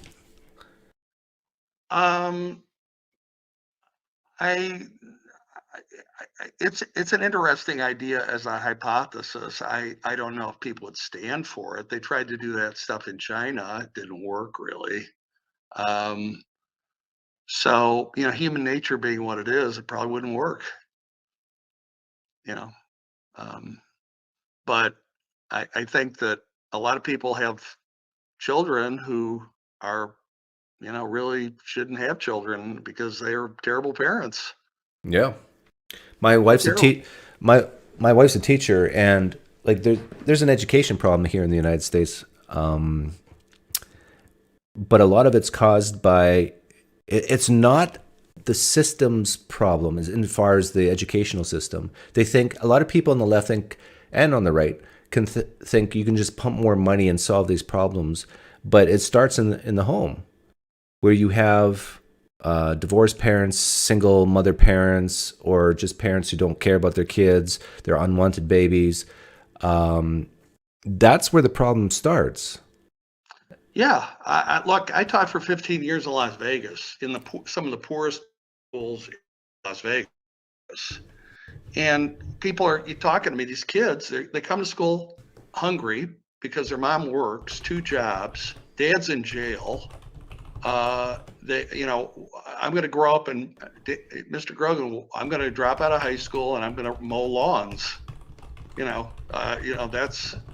It's kind of a thing. On the other hand, I did have students who were geniuses, flat out geniuses. I mean, I had a kid that was from the Navajo reservation. He could read on a college level, and he was in 7th grade. I mean, so yeah, but they were nice kids. Don't get me wrong. It's not their fault that dad's in jail and mom's an alcoholic or whatever. But there was a lot of neglect that I saw. The older kids raised the younger kids, and the parent is either working or has other problems. This is why there's after school programs in a lot of minority areas, is because the government's basically saying, we got to keep you away from home because your home sucks. So as many hours in the day as possible, we got to keep you away from your family. Yeah, I love my students. It's not their fault that they're born into this very tough situation. And a lot of my kids were, turning into drugs, gangs, the Sureños, the Norteños, all these weird gangs. But it's a very tough problem. You're a very intelligent guy. I'm very intelligent. I got 2 kids. You got 2 kids. There are people that maybe are not so intelligent and they have 9 kids. Okay. So, yeah, so we're kind of behind the 8 ball there. Yeah. Well, the good news for our kids is that they're going to grow up in society and be more likely to be emotionally stable, make wise decisions, and end up being bosses and running organizations. So in other words, the competition for them is lowered. That's true. The people that coming across the border, they're not going to be any competition for any of the Biden descendants or any of the Pence descendants or the Trump descendants. Certainly not. I mean, so yeah. I'm just I called in because, I find the political turn kind of interesting, and I just wanted to kind of share some of the thoughts I've had about why they don't shut down these drugs coming across the border. It's out of control in these communities. I can tell you this. Well, if I was president, it would be shut down. I mean, there Yeah, just there would be no illegal immigration. There would be, I mean, Yeah. close to zero. I can tell you this. When I left Vegas as a teacher, there were more weed dispensaries than there were McDonald's. Okay. Wow. So they're drugging these poor people. But again, this is down to culture, right? Like I had a conversation with I'll call him a woke guy about a year ago, and I said you could push fentanyl into, let's say, certain Jewish communities, and the kids won't touch it. No, they won't. So the issue is culture. It's drugs, overdosing, addiction is more likely to happen in homes and families where you don't have stability, where you don't have a father who cares. They're broken. Yeah, they're broken. Yeah. Anyhow, I'll let you go. Nice talking to you. Okay. Good talking to you, Doug. Keep on keeping on, my friend. Thanks. Bye. I asked the question in the live stream chat about how to make education better in the United States. I actually think the key is to make the best and brightest even better. Now, this is totally contrary and opposite what most people think, I think. So, in the United States, the voucher system is, I think, great, and parents should have the ability to choose where their kids go. And if that makes bad schools crumble and die, let them die. If that means then you have communities where tons of kids don't have a school, then they don't have a school. Now, this sounds incredibly harsh, but it's basically you have to incentivize parents to start making better decisions. Number one, the biggest decision is not to have kids at all if you can't afford it.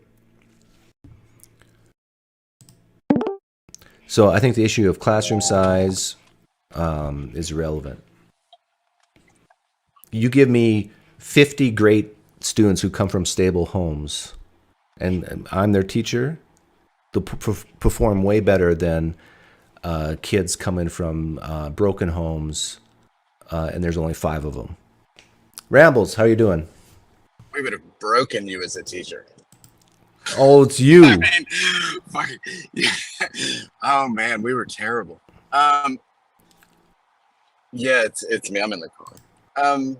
Okay, so let's talk immigration since that's what's on your mind. Okay, but try not to bloviate, okay? No, I didn't. I didn't go down to the border. No, I was sick last week. I was sick that week, like very sick. I'm still hacking up stuff. So if there's another trip to the border, will you go?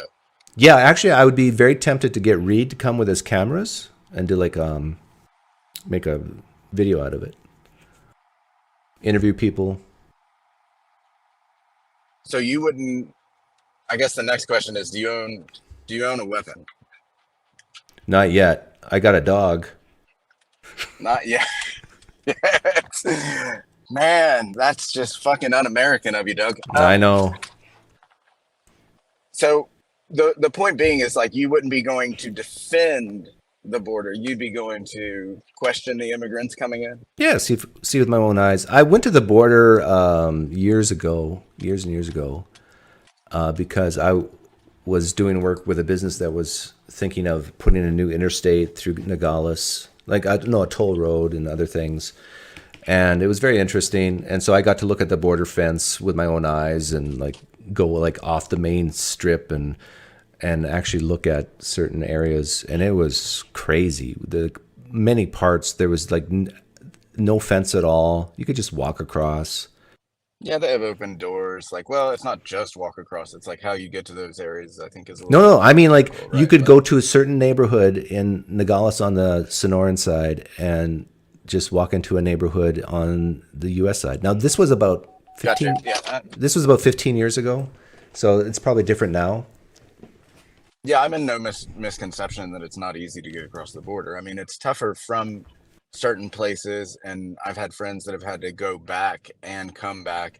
One of my friends, literally, the Mexican cops got him the one trip that he was coming across. It takes them about a week from wherever they were from, but the Mexican cops got him and they busted his leg up, so he had to spend, I think, like 2 weeks in Mexican jail, and then had to wait for his leg to heal before he could try and make the trek back over.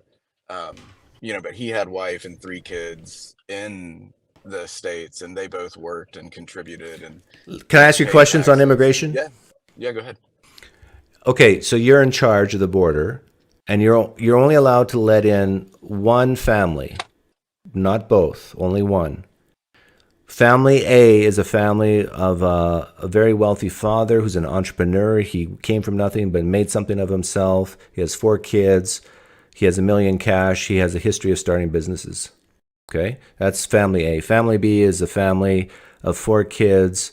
They have no money. They have no education, no skills. And there's actually a criminal record in their family, and there's no criminal record in family A. Who do you let across? Family A or family B? Let's go. Oh. Did I lose you? Give me what's the second family? Like no skills, but no skills, no money, no education, and a history of crime. All right. So the crime's where that does it for me, right? So because I do, if I'm gonna. Okay, so you're going to go with family A.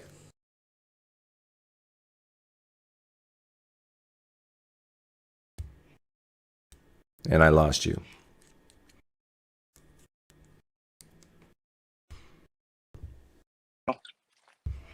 Now you're back. So you're gonna. I think if my phone closes it. Anyway, all that aside. So do you think if we build the wall, that does, like, what do you think they do then? Like, who do you think comes in if we build the wall? Well, I would say that the wall in itself is not going to be effective. You would have to have National Guard, military people along the border, cameras, razor wire, the whole bit, and then you funnel everybody through the port of entry, and they basically have to wait in line. And if they die on the Mexican, this is, I kind of like saying this because it shocks people, but if they die on the Mexican side waiting, they die. You have to be that strong on the border. And this is why I think the Republicans are better than the Democrats, because the Republicans are more hard-nosed like that. They can say stuff like that we have no obligation to keep them alive. So does that answer your question? Yeah, but like all like the tribalism aside, right? Like the simple point is this, and to me, I think a wall is just a political slogan in a sense, right? Because you have so many people that simply say, "Oh, the wall's going to fix it." I honestly don't think the wall fixes anything. I would think razor wire and people. You think razor wire and people do fix it? Do you track that? You broke up. Do you think razor wire and people do fix it? Sorry, Doug.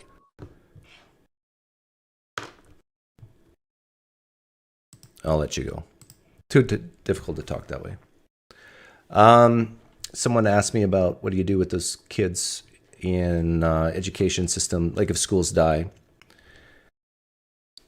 I think there should be some type of incentive for trade schools to exist, or internships. I actually think that it's okay for kids to work at a younger age. And if people want to call that child labor, so be it. But they learn skills as they work. I think there should be IQ testing at every grade level. Oh yeah, okay, let me start making a list of how I would fix the education system in the United States. Number 1, voucher system. Successful, good schools get rewarded, and bad schools get punished and die. So voucher system. And I think even minorities agree to voucher systems like 2 to 1. Number 2, IQ testing at every level, grade level. And we actually use the results of that IQ testing at every grade to help channel kids in what they're most likely to succeed at. Number 3, fail students. Fail students. If students cannot read, write at their grade level, they fail. they do not move forwards. Number 4, if kids are from a divorced home, they have to pay a premium to go to public school. Not only is it, property taxes, but they actually have to pay extra to go to school, their kids to go to school. If you're divorced, that makes your kids more susceptible, more likely to be problems at school. So the parents have to pay an extra, let's say it's an extra $1,000 or $2,000 a year. They have to kick in for their kids to have the right to go to public school. What else? Number 5, pay teachers more.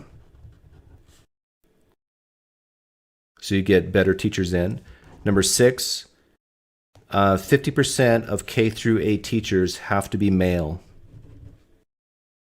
50% of K through 8 teachers have to be men.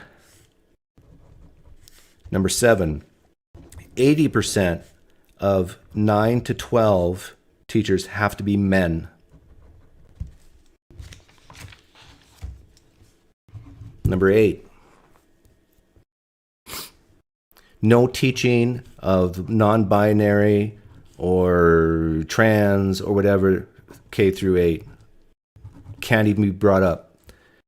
Heterosexual relationships should be promoted over those. You can bring up heterosexual, but not homosexual or trans. We need more people. We don't want to confuse kids.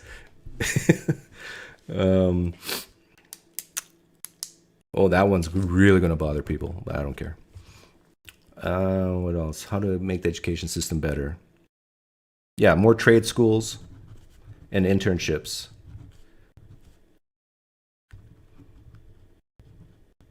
So there's some people who cannot learn in the traditional teaching style, and they might not have the intellectual ability to be proficient in high-level math or whatever. Let's teach those kids to weld. Number 10. How to make the school system better. How to make education better.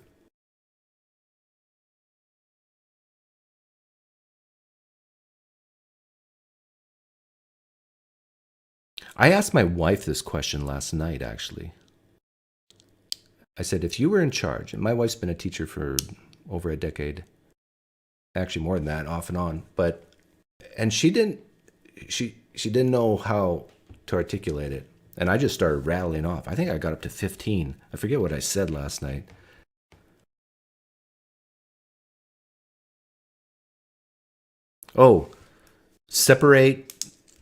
Number 10, separate mentally ill students from non-mentally ill students, healthy students.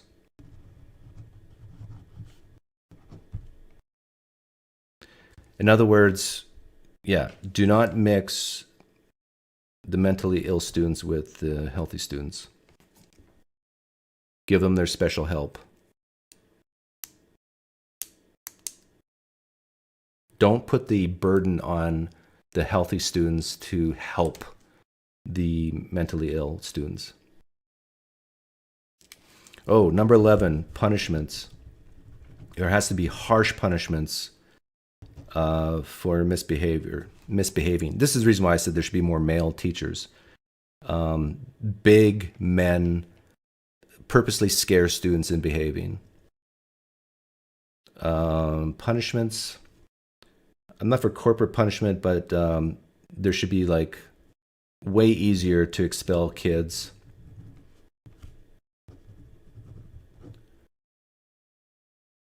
If a kid's causing trouble in a class, almost zero grace. You're out, you're gone.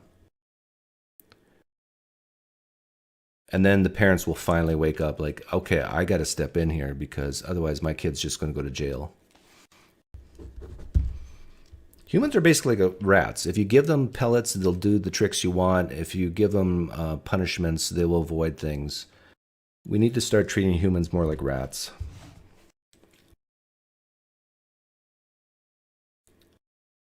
And this will help kids learn better if hey, I'm safe here. Like there's no kid's gonna do anything. Because I got that 6'5" male teacher there, and I got like that teacher, if the kid misbehaves, is going to grab them by the scruff of their neck and throw them out the door, call the parents, pick up your kid. He's gone or she's gone.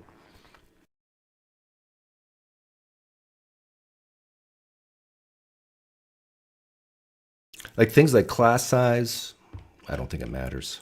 Like there's a limit, of course. You don't want like 1,000 kids, one teacher.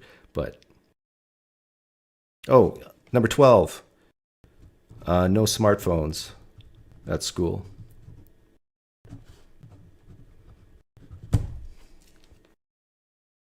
No social media at school.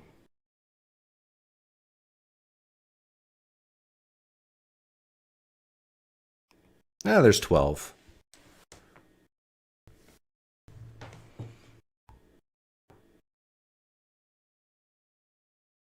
What do you guys think of that?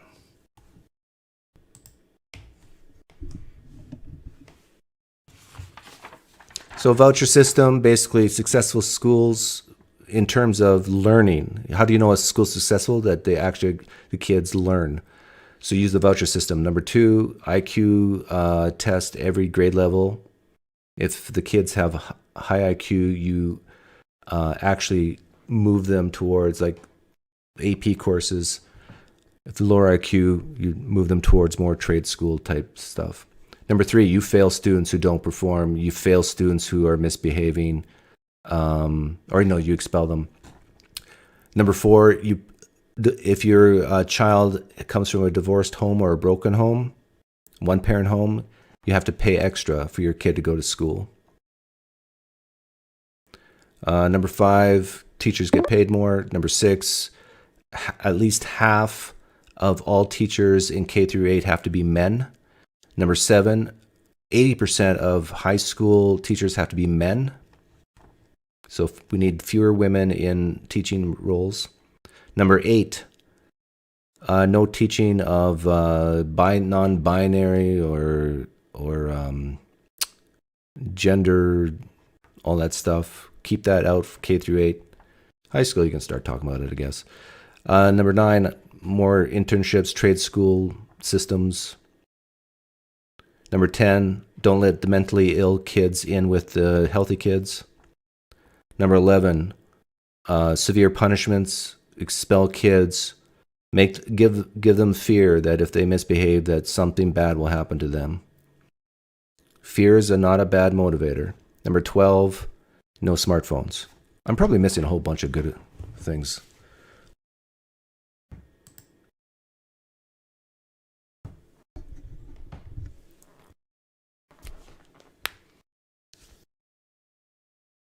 Yeah, if you're a widow, you gotta find a sugar daddy.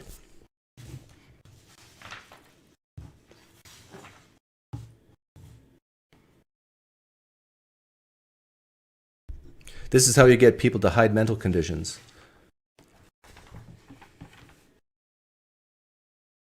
Well, if you're truly mentally ill, I don't think you can hide it.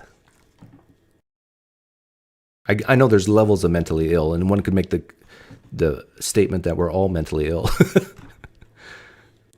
which I don't necessarily disagree with. But I'm talking about like the obvious cases. Like if you have a kid, let's say in grade 4 or grade 3, who on the slightest thing just starts bawling or has a anxiety attack or whatever, you need to pull that kid out. Because that affects the learning. You can actually traumatize healthy kids by them seeing stuff like that.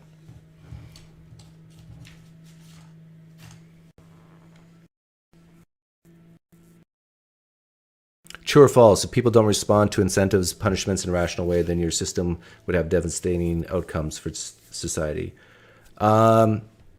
Devastating outcomes? I say false. I would say even if it doesn't work, I don't think it would be that devastating.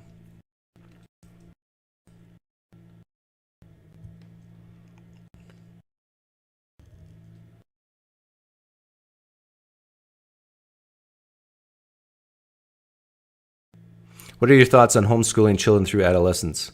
I actually think homeschooling K through 6, even if you're, let's say you're a mom and a dad, and you love your kids deeply, but you're not that smart, like you admit that, hey, I didn't do well in school and I would be a bad teacher. I still think K through 6 you can get away with it, homeschooling, because of all, especially in nowadays with the technology and the software packages on the internet, that you can, with minimal guidance, guide your kids for the lower levels. So I am pro homeschooling K through 6, at least K through 4. And here's another thing. I think the whole social adaptation that your kids need to be constantly around other kids in order to develop properly, I think is wrong. Is there any psychologists in here who just had a heart attack?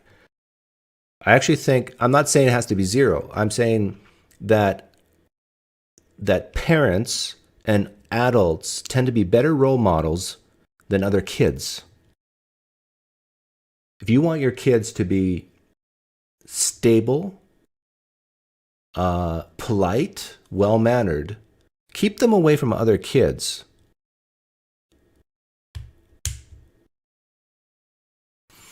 Now, we humans are like dogs in the fact that, puppies, when they're born, they need to interact with other puppies. Usually it's siblings. And so if you're in a home where you keep an eye, they get that social interaction with siblings. If you're an only child, you can still have play dates and that sort of thing. But I'm saying that you can probably get better, well-behaved, more productive members of society if they don't go to public school from K through 4. And it's more adults teaching them on how to behave.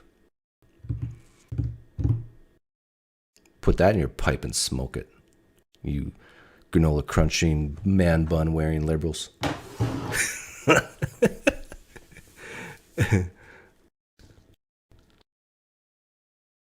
What are the goals of these things again? Improve schools? Yeah, to improve schools.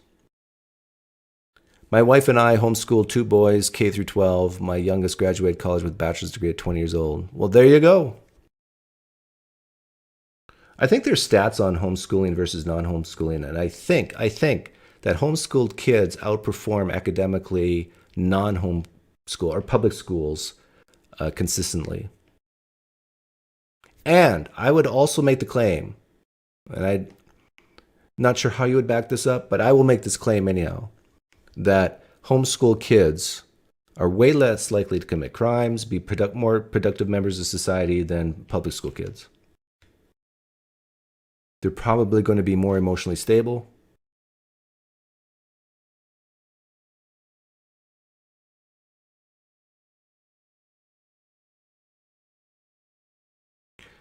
And I do think kids should be with other kids, but what I'm saying is that it has to be, doesn't have to be, but it is better to make it smaller.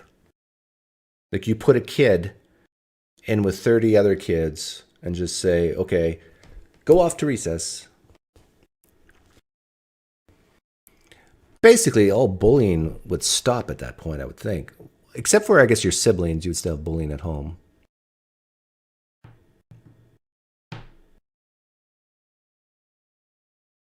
The metric for improving would be competency on reading, writing, arithmetic, actually being able to produce results.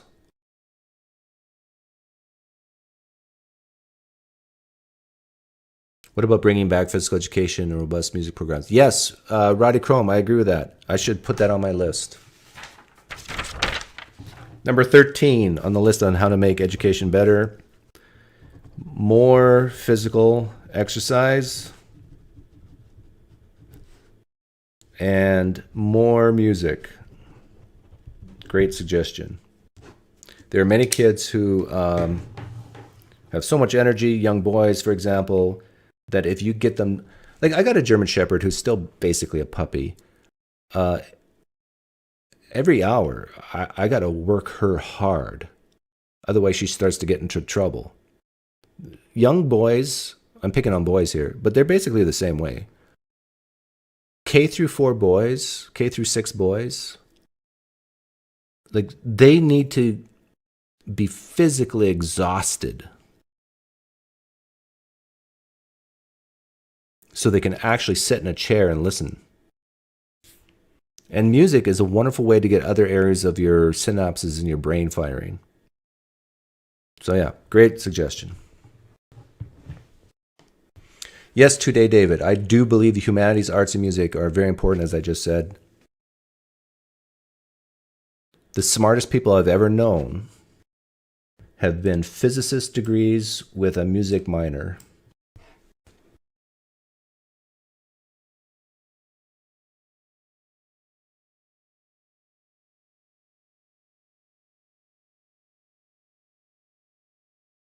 What type of person should not be seeking higher education? The type of person who is not good at learning through sitting in a chair and having someone lecture them. That type of person. The type of person who doesn't have fast cognitive processing ability. A person who can't multitask very well. But you give a person a single task, that's all they have to do, and it's more hands-on. If you thrive in that, you should go to more of a trade school type situation or some type of straight-to-work internship. Do I run a sweatshop? No. But I do think, like tying this in with education, there is zero need for immigrants from, let's say, third world countries to come in and pick our fruit in the southern United States, to pull our apples off the trees when we have young kids. In fact, instead of maybe expelling kids from school, you bring them to an apple orchard and say, okay, now you're picking apples. And then have a mentor there teaching them as they're picking apples. Our kids should be doing the jobs of low-skilled labor immigrants. U.S. citizen children should be doing that work. And if you think that will lead to like some type of sweatshop idea, whatever, I can almost guarantee this. You'll have a very productive society where these kids will actually get some type of self-worth of actually being a contributor to society, less likely to get into drugs, less likely to get into the wrong crowd, learning things in the real world.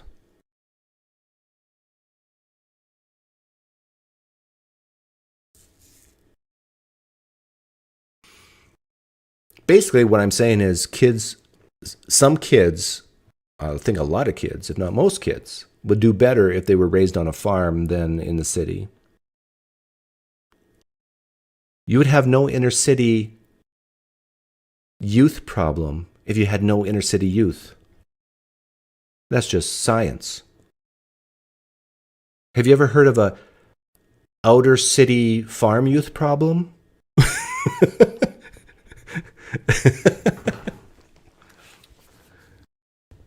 I mean, if kids are taught at a young age that if you don't do X, guess what? This cow dies.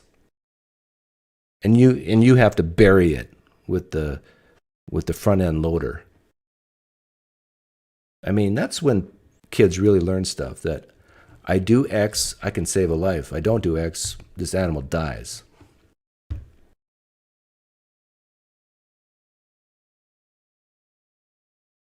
Take a call. Nobody's calling in, Ron.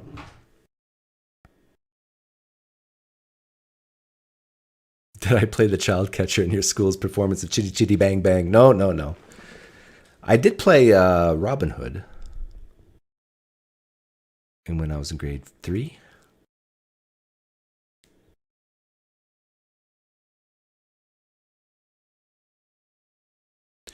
Yes, farmers have the highest suicide rates, but not farmer kids.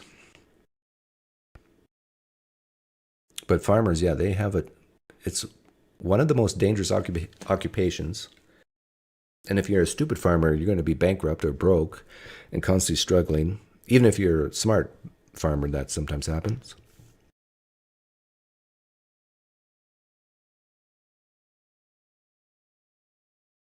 Now only 34% of homeschooling is religious instruction. That's good.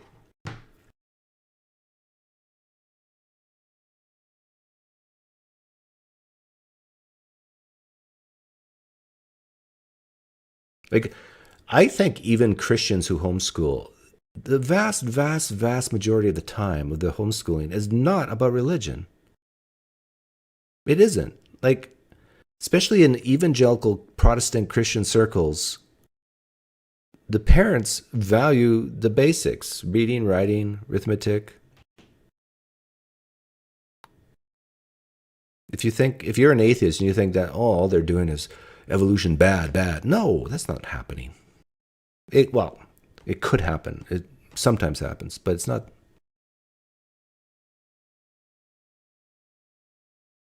What should adults with low IQ do with their lives? Well, basically, society already self-selects for them. Lower IQ adults tend to be cashiers at, maybe that's not even, it would have to go lower than that. Like beggars, put groceries in bags at the grocery store. I think there's a website that actually correlates jobs with IQs.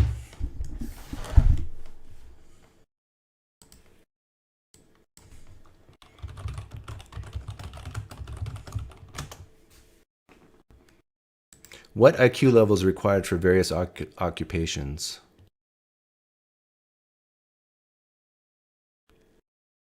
So 140 is genius or near genius. Let me bring this up.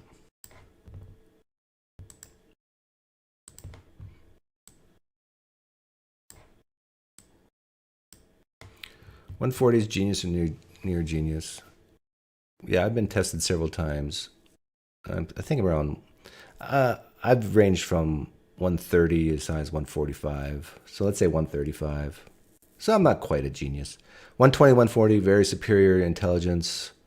Superior, 90 to 109, normal and average. 80 to 89, dullness.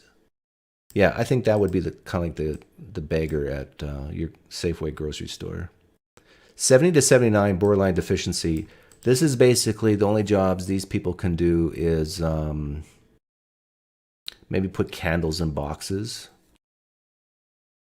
So if you have a candle factory, they might be able to put the candles in the boxes and then tape them up. But then again, like, we got robots that can do that now. So under 70, definite. Yeah, with under 70 IQ, there's nothing you can do. Like, we're talking Down syndrome type.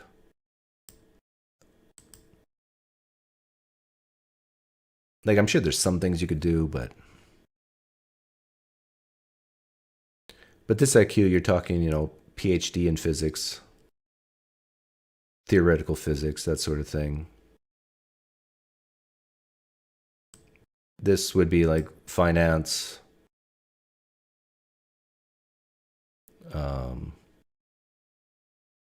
high-level managerial type jobs.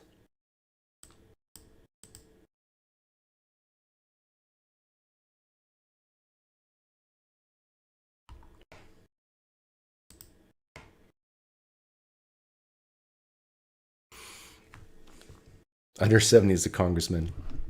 No, I would actually put politicians. Politicians are probably in here. Superior intelligence. On average. Of course, you got really stupid ones and really, maybe even genius ones. No, actually, I take that back. I don't think there's any genius politicians. If you're a genius, you would not go into politics. Just by entering politics shows that your IQ is not over 140, in my opinion. But don't get me wrong, you can still be very smart. Part of being a good politician is being able to manipulate people to what you want them to do. And you have to have some level of intelligence to do that. Like, I can very easily manipulate people.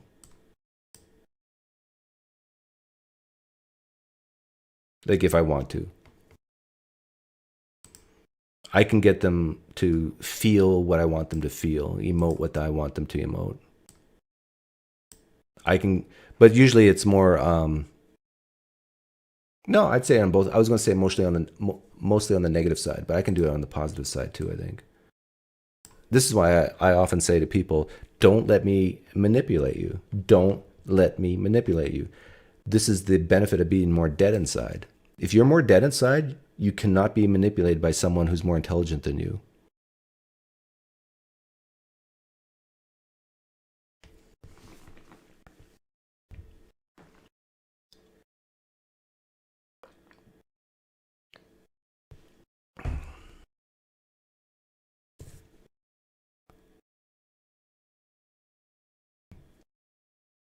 Oh yeah, maybe mandatory gun use education be number 14 on my list.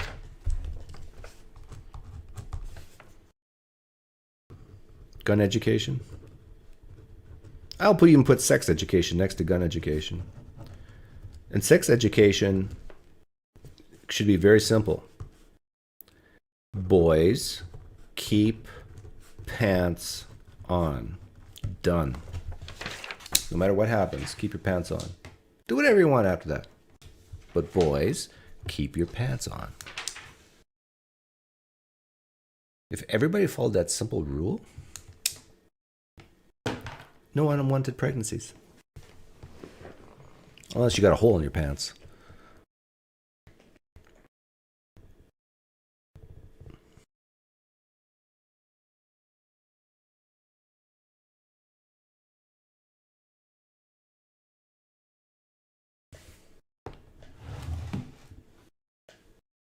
You can Google it, man in charge.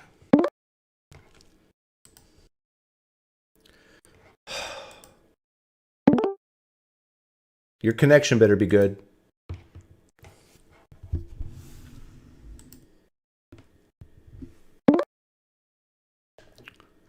What are you doing? You coming in here twice?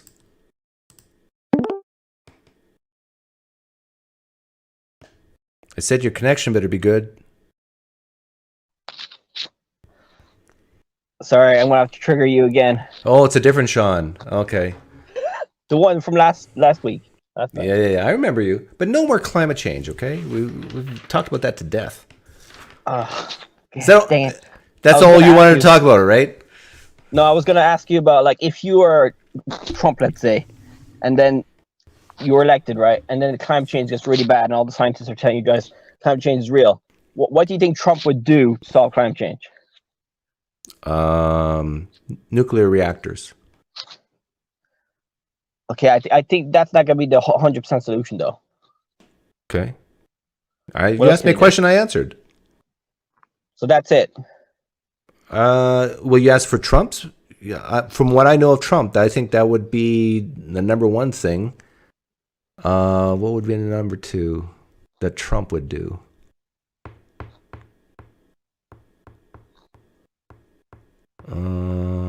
Maybe solar panels. Like subsidize that. So are you saying that should government build the nuclear power plants and the solar panels, or subsidize it? I actually think, the government should be in charge of nuclear reactors, but not necessarily for solar panels, no. Yeah, so you can just buy cheap solar panels from China, and you can cover a lot of America with solar panels. That could probably supply Trump would probably say the United States should make its own solar panels. Yeah, well, you need cheap coal for that. A lot of energy to make solar panels. But you still have coal and gas in America. You have loads of that, so you can build your own. You probably have to use robots because the minimum wage is too low, too high. So it'll be too expensive. Oh yeah, I'm glad you brought that up. Let's talk about the minimum wage. I think that having too high of a minimum wage causes people to go unemployed. It's bad for society. What do you think? Well, in Ireland, we have a minimum wage. I think it's like 9 euro. They're thinking about increasing it to be the same level as the inflation rate or standard living minimum wage. So they're thinking of going 15 euro or something like that. So that's a socialist, I think, about that. But But you I'm understand. not sure. You understand what I'm saying, right? Like I heard some woman in California say that she is proposing a $50 minimum wage, and I'm saying for a lot of these companies, you're pricing people out of the market. Like they'll just lose those jobs. Yeah, they'll probably have to replace those jobs with robots or. Yeah, exactly. And $50 is what, like. Here's an example. Feel sorry for them that you actually have to let people suffer. Otherwise, you're going to cause the whole country to suffer. Like there's going to be a net loss. So there has to be a responsibility that just because it costs $50 an hour to live in California. No, if you live in California and you need $50 an hour to have a living wage, move. Go to South Dakota, go to North Dakota, go to Iowa, wherever. Get out of California. And if you don't get out of California, guess what? You're stupid. You haven't evolved. You haven't adapted. You're a stupid human being who says, I'm just going to stay where I can't live and afford it and be dependent on others and collect food stamps. Like, don't be a burden to society. Okay, let's say we're a right-wing government and we believe in climate change. I still think we're going to have to do way more sacrifices than build nuclear power. I'm a hardcore climate change guy, so that means humans are going to have to do way more sacrifices. So all the people who want their cars, their oil-sucking cars, their roads, their food. You're not a hardcore climate guy. Well, if I were a hardcore climate guy, like I am, but a You're right-wing one, okay, I'll be tough love. You want to know what will really, really fix climate change? I'm going to test you how hardcore you are. What would really solve the climate issue is if we reduce the global population by 90%, maybe 50%, let's say. And so, hang on, Sean. So this is what we need to do. If you're serious about climate change, we ought to sterilize every child born on the planet and only let the best and the brightest reproduce. And we give them like a sterilization antidote when they're 20 years old or something. But yeah, we need to just get rid of people. Do you support that? Well, yeah, I mean, that's okay. I can maybe go less hardcore, but I'll educate people on why we should have less kids. I'll tell them the problem with climate change and why we need less humans because of the carrying capacity and the resource use and the environment impact of humans. But I would not say, I could say, okay, we'll tax you a lot if you have more than 2 kids or 1 kid. Why? Hang on. No, see, that's why I say you're correct. You are not serious about climate change if you're giving people the choice.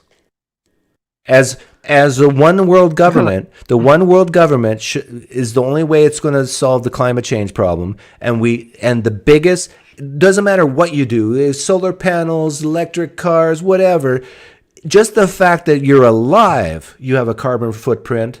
Just the fact that you poop and fart makes you a carbon footprint person. So we need to get rid of at least 5 billion people. And we need to legislate it and don't give them a choice. We just say, no, you can't reproduce. We're going to, in fact, maybe we should incentivize people to die early. Give them, let's say, a nice drug so they have a high and then we kill them. Would you be for that? Well, no, I'd probably punish the ones more responsible for it. So the rich countries that cause most of the problems. I heard it's only 10% of the world population that caused 70% of all the pollution. So we tax the rich countries a lot, and then we tell the rich countries to have one-child policy. Why don't we just kill off the rich countries? Say what? Why don't we just kill off the rich countries? Well, a one-child policy will reduce the population by 50% in 100 years or something. Yeah, but if you kill off, like you're saying, just let them die off slowly. Why not just get rid of all the rich countries? That's unrealistic, man. People are going to riot. All the Trump supporters are going to riot. All the right-wingers just are not going to nuke them. What can they? So what if they riot? Just nuke them. I mean, this is not serious, man. This is a serious problem. Okay, Donald Trump is probably going to have to deal with this when he's in power. He's going to get environmentalists triggering him all the time. They're already doing it. I follow climate activists. They're protesting at fossil fuel company CEOs. If you follow them, there's going to be way more protests about this, because if climate change gets really bad, people are going to want answers, and Trump is going to have to change his mind about climate change and the environment, Because if he doesn't, people are going to kill him. But revolution's going to happen. What do you think is going to happen? What would wake Trump up to the climate issue? Well, if there's the problem is humans are so stupid. We only react to problems in the last moment. We should have solved climate change 100 years ago, but we didn't because we're too greedy. Yeah, we should have prevented climate change 100 years ago because now it's a bit late. So even if we do all the things now, climate change is still going to kill us. Would you rather live today or 100 years ago? Well, obviously, I'd rather live today, but I know that if I want to change and save the environment, I'm going to have to live the lifestyle of 100 years ago. So you're saying the world's better today? Are you saying the world is better today than 100 years ago? Yes, because of fossil fuels. But if I want to save the environment for my kids, I need to go to a lifestyle of 100 years ago, maybe a bit better. With renewables. There will be no kids. We're going to sterilize, remember? Yeah. Yeah, so don't worry about the kids. We're going to tax you rich twats that polluted the place to solve the problem. Oh, now the real Sean's coming out. Well, that's the problem of this dilemma where humans are in. We have a you are climate change. Humans are twats. You're a climate change supporter because you're poor, and this is a way for you to transfer money from the wealthy to the poor. I'll do hypothetically. I'm a right winger like Trump, and I believe in climate change. I could solve the problem in a right wing way as well. Okay. I would do it like tell the companies, okay, guys, we can't use fossil fuels anymore. There's no other solution. We cannot replace fossil fuels with renewables and nuclear because it's not going to be fast enough. So we're going to have to go back to our 18th century lifestyle with horses, the Amish, basically. Oh, that won't cause any riots, right? No, it will cause riots. People that believe in fossil fuels hate that stuff. The Trump supporters will. So your solution is to do stuff that causes riots? No, it's because Republicans believe in tough love, and they don't want the tough love of reality of climate change. They don't want to hear the bad news about climate change and the environmental collapse. They're pussios. That's what they really are. Is there climate problems today? Yes. Ireland right now, I'm in 12 degrees. It's supposed to be 8 to 6 degrees. 12 degrees right now in Europe. Whoa, what did you say? It's 12 degrees in Europe right now. And it's Ireland. Supposed to be what? It's not normal. It's not normal. It's 12 degrees and it's supposed to be what? 8 to 6 degrees. Oh my goodness! You're kidding me. It's supposed to be 8 and it's 12? How are you living? Okay, it's good. How are you surviving? Are you okay? Do you have food? It's good for the dumbass who doesn't understand. Do you have a jacket?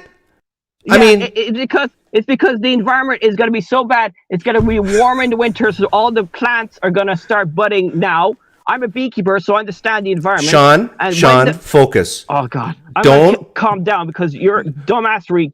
Sean, don't talk about what the problems are going to be. I want to know what problems that climate change has caused right now. Go.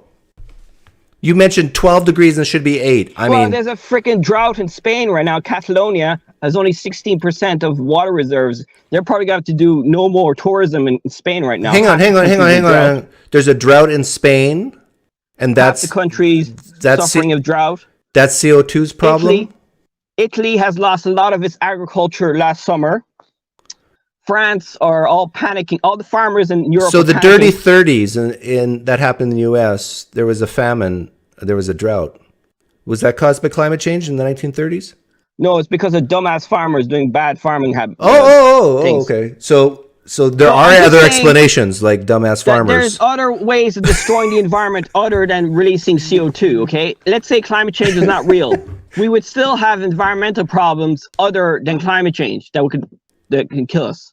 The depletion of the soil, the pollution of the environment with all the pesticides and all the crap. So basically, there's a lot of problems that humans are making, and we're gonna have to change our lifestyle a lot.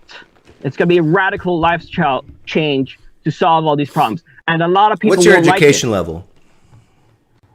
It's not very high, but I taught myself the internet. I'm not meaning to be rude. I'm like a polling station where you're giving your opinions, and then this is at the end. I want to get the demographic information. So you don't have any university? No, I have a secondary, kind of. Not really. Why? Does that matter if I know about the environment and climate change through the internet? Is that what Elon Musk wants? He wants everybody to teach themselves on the fucking internet. He doesn't want anybody to go to university to learn the facts about climate change and the environment, because then the fucking oil companies are gonna have to change their ways. Is that what you want me to? And as far as income goes, are you 0 to 50,000, 50 to 100,000? People who are rich are more guilty than the people who are poor, because when you're richer, you pollute more because you have more stuff. Okay, so you're 0 to 50,000 then? I'm just saying that the Republicans are going to have to face the fact that climate change is real, and they're not going to be able to go, oh, I like oil and gas and so you're poor, to grow the economy and all that. Uneducated. It's going to be hardcore. Are you oppressed currently? I'm not oppressed. I'm a Republican. Let's say I'm a Republican. I would want to grow the economy. I would like to grow the economy, but with no fossil fuels, and that's very hard to do. Okay, I'm going to draw a picture.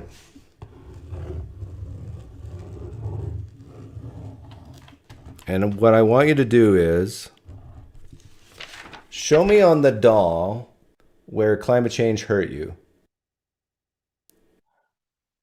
Well, obviously, I'm very scared for the future of the human race and myself, because if the knowledge I know is true, then we don't have a future. Sean, I can help you with that. I can help you with your fears. I can help you with your fears. You want help? Okay, go on. Okay, I want you to pretend you're already dead. Okay? So imagine you're already dead and you're just living in spirit form. Let's imagine God's real and there's spirits and everything. Okay? So nothing can hurt you. You don't need to eat. Temperature doesn't bother you. You're just a spirit. Okay? So whenever you get this fear of climate change, that the world's coming to an end, just imagine you're already dead. Try it. You'll feel better. Okay, I feel better now. So how do I solve this problem? Donald Trump does not seem he wants to solve this problem. He just wants to keep on drilling, keep on growing the economy without care for the environment. He wants to, and then Sean, it's not going to get better. I'll blame him. People like me are going to revolt and kill a lot of these twats. Whoa! Fuel people. Whoa, Sean, you just realized what you did? Well, you guys are trying to kill us for the right wingers want to kill the liberal. You're coming across as insane right now. You're literally insane. You just threatened possibly the future president of the United States with death. No, I'm just saying, if he doesn't solve climate change... If I were you, I would roll that back very quickly. Okay, sorry, roll it back. But I'm just saying that when shit hits the fan, humans are going to get angry, and they're going to revolt and stuff like that. It always happens in human history. So when climate change gets really bad, humans are going to kill each other. That's what happens. And the Republicans who denied it, who lied about it, who are going to get the first in line. That's how nature is. If you believe in nature and Darwinism, that's what humans do. We kill each other all the time for dumber reasons. Yeah, the key is not to get emotional, right? Like if you don't get emotional, then odds are you're not going to kill someone. Yeah, like, the psychopaths can get emotional and kill. The Republicans are as emotional as the Democrats. I'll give you whatever. I'll give you whatever you want. But this is how you should live your life, Sean. Nothing's going to change, and you're going to die. Yeah, I know. I'm going to probably die younger. I expect so that my generation are going to have a less the things you can't control. Standard of living than your generation probably had the best standard of living in the human history. After this, it's going to go down. So here's my advice to you. Here's my advice to you. Assume that everything you say, everything you care about, that nobody else cares about. Assume that. And assume that nothing you say is going to change the needle whatsoever. Accept the things you can't control. Stay calm. Still give your opinions on things. Still give your arguments. Free speech is great. Still talk.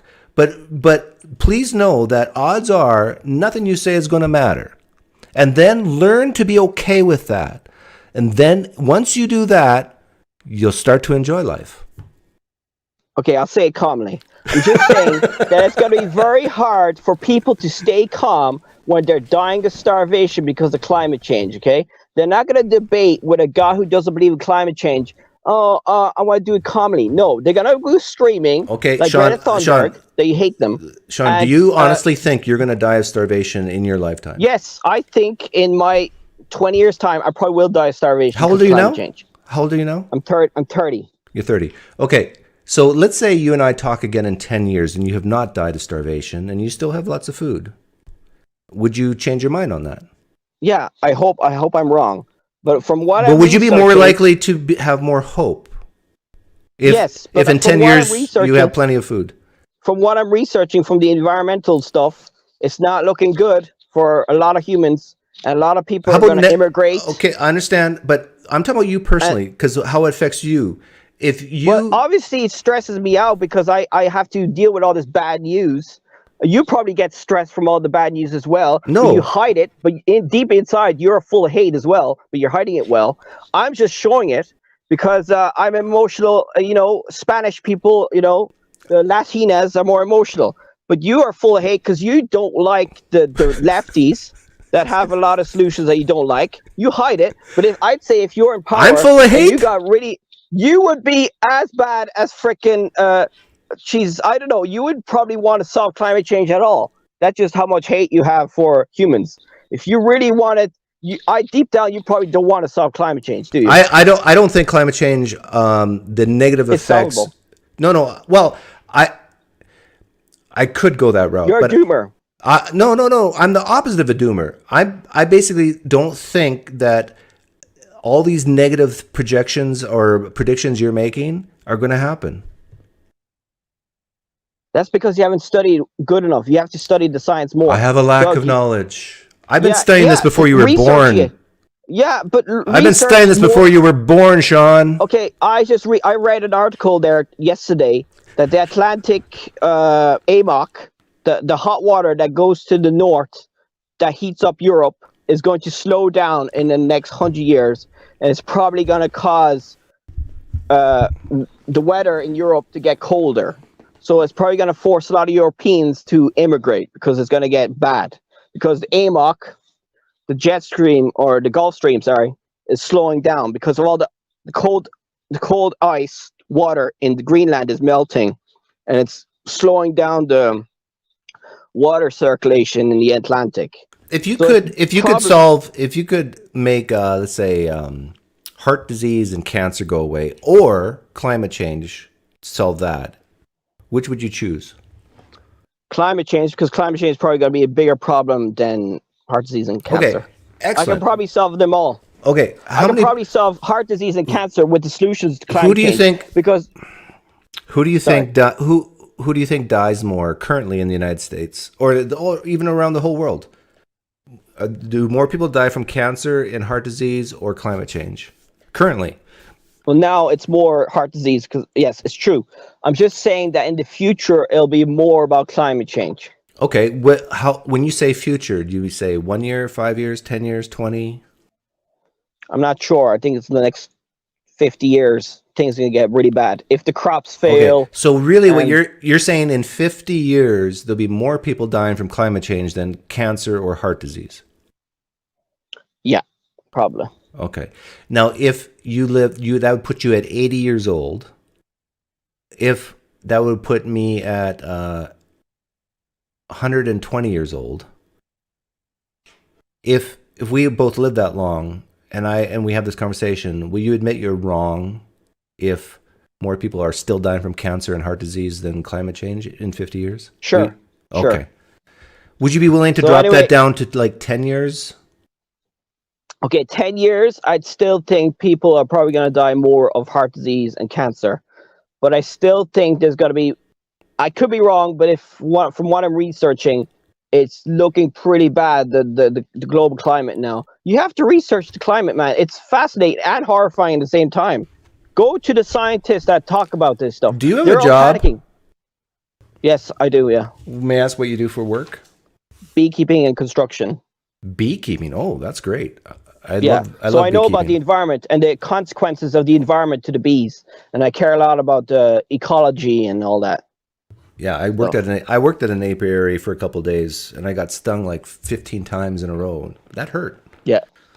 I think it hurt more than climate change. The solutions to climate change are not going to be.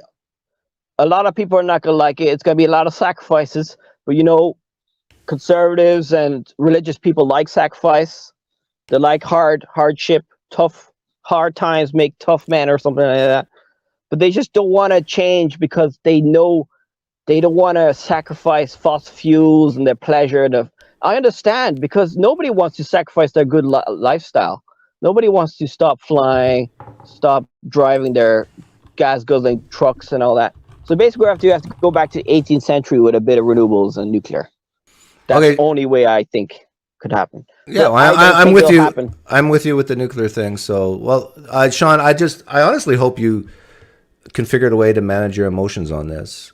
And I think if you take my advice, it would help. Just imagine you're already dead. Imagine the world's already going to go extinct. Accept it, and you'll be a happier person. Yeah, I wish I could do that, but there's going to be way more people like me. When people realize what's happening, there's going to be way more people worse. You're than special, me, Sean. No one's going to be like you. I'm special, but let's say a Greta Thunberg was here. She'd be screaming her head off, probably. I don't know what the heck. But well, that's true. So, you and Greta should get married. But anyway, you make a cute couple. Too much stress. Sean's going to marry Greta. Tom Rabbit's latest. Okay, I got to see this. The reveal of Darth Dawkins' face.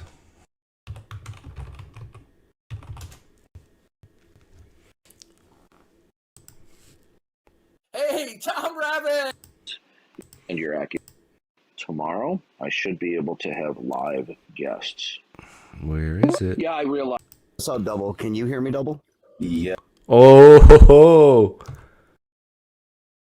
Yeah, I hear that call. Just hang on. I want to see Darth Dawkins' face. Can you hear me, Darth? I saw double. Can you hear me double? Yeah, he looks like what I would expect.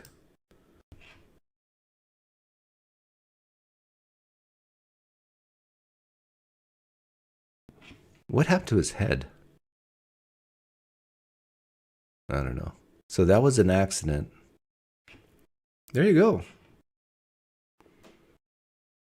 Middle-aged white man.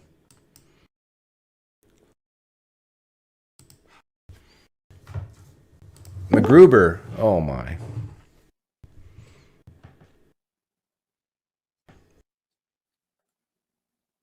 Hey MacGruber. Hey Doug, how are you? Good. What do you want to talk about today? Just let me get my volume down. Okay. Not precept, finally. Not your wife. No, I want to know. So, just piggybacking off that last call, why should people be upset about the border if we're to be dead inside and not care about anything and just pretend that we're dead and all that stuff? Like, why should anybody care about any political cause at all? Oh, just because I say advocate for being more dead inside doesn't mean you can't care about certain political issues or debate them.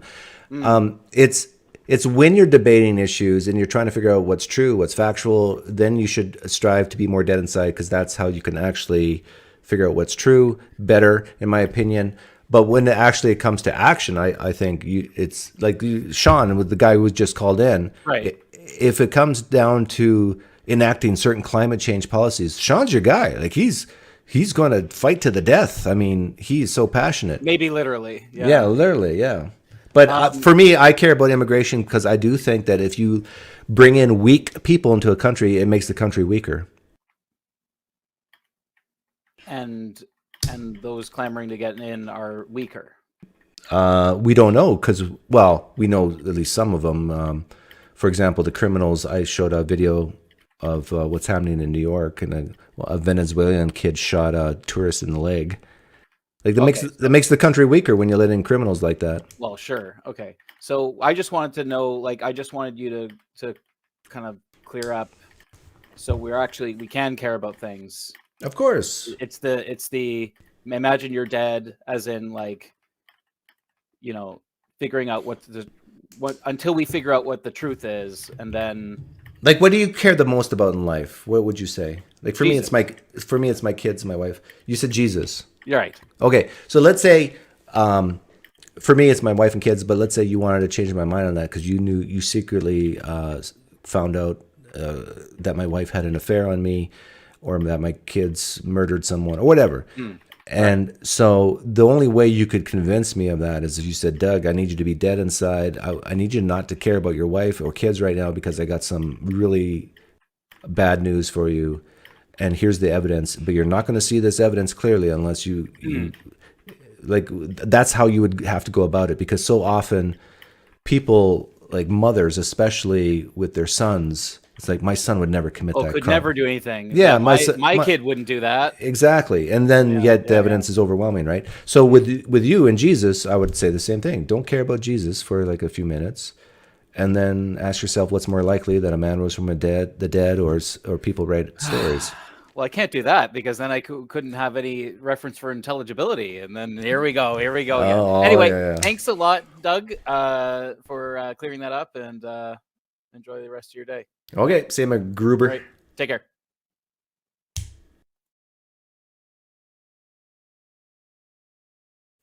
Yeah, poor Sean. I don't know if I should actually, what do you guys think? Should I cut out what Sean said for his own protection?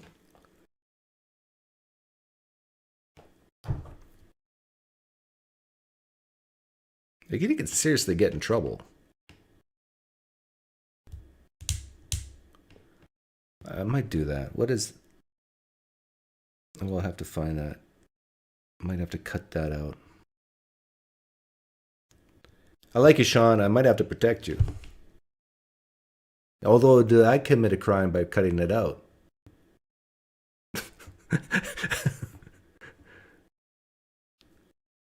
I did not know he was going to say that, by the way. I actually do think by me cutting it out,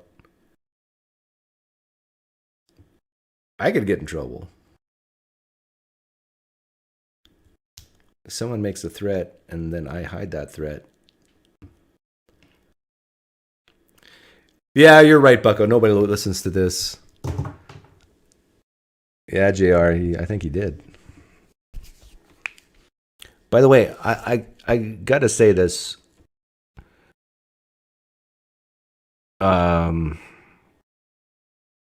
That was a classic example of someone being so emotional about a certain issue that they start saying insane things. If that is not a reason to be more dead inside, I don't know what is.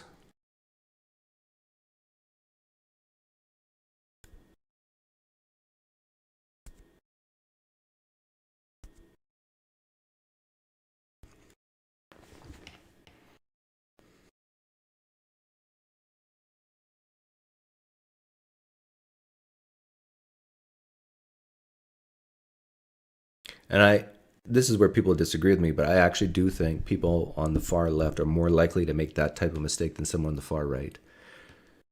By a bit. I'm not saying it's like huge difference, but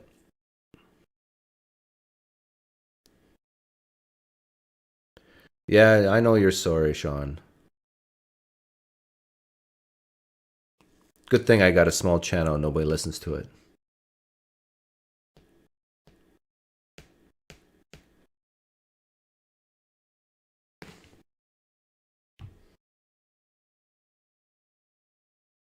Okay, I'll take one more call if somebody wants to call in. Someone whose name does not start with S, end with N. I'm not going to repeat the mistake he made, but you can rewind about, I don't know, was it 15 minutes ago now?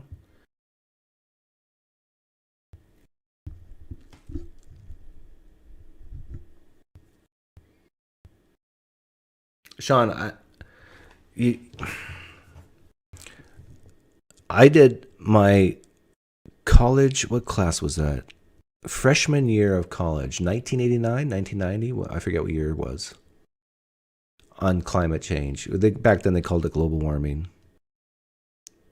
And there's people who talk just like you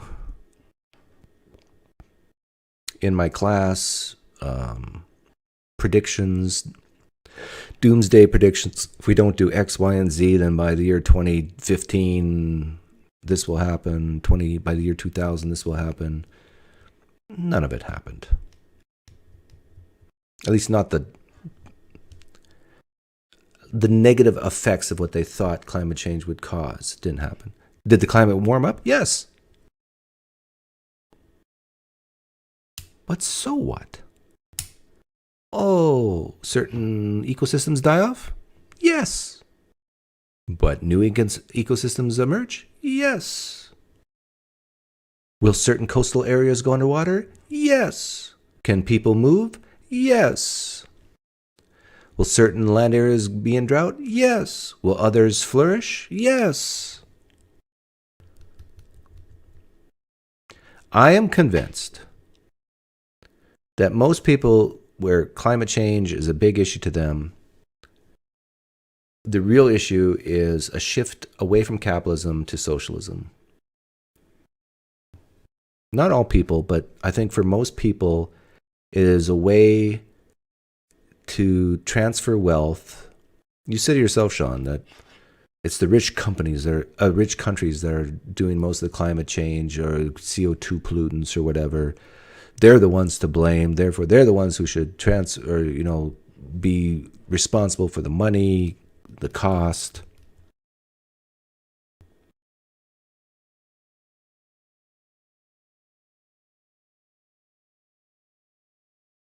People won't be able to move if Doug gets his way on refugee policy.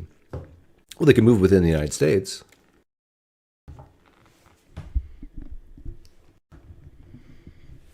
I understand, like, if some of the even, 20% of the doomsday stuff that Sean predicts is going to happen happens, the problem is not climate change. The problem is poor people who can't respond to it. I get that.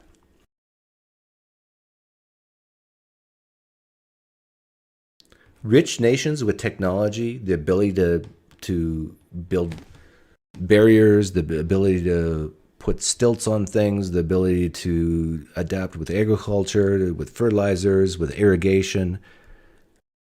Rich countries will be fine with climate change.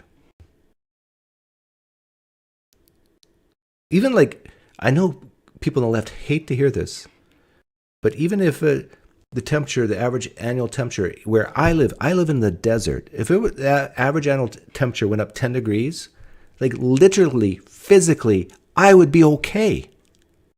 And 10 degrees is a lot more than 1.5 degrees that scientists are predicting in the next 50 years. But literally, if you take the average temperature in southern Arizona and you make it 10 degrees warmer for every month, I'd still live.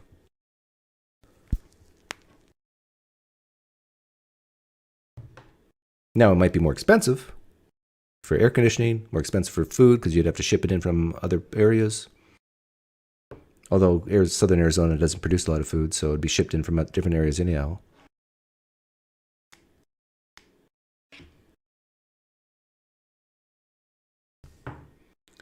But I actually think my, how many tons? Do I have 3 tons, 4 tons, 5 tons of AC power? Literally, my own comfort level is not going to change. Do you think I'd go out in the middle of summer now? No. Unless I want skin cancer. Skip to 6:35. I already saw him. I already saw the picture, if that's what you're referring to. I already posted the picture of Darth Dawkins. Last chance to call in.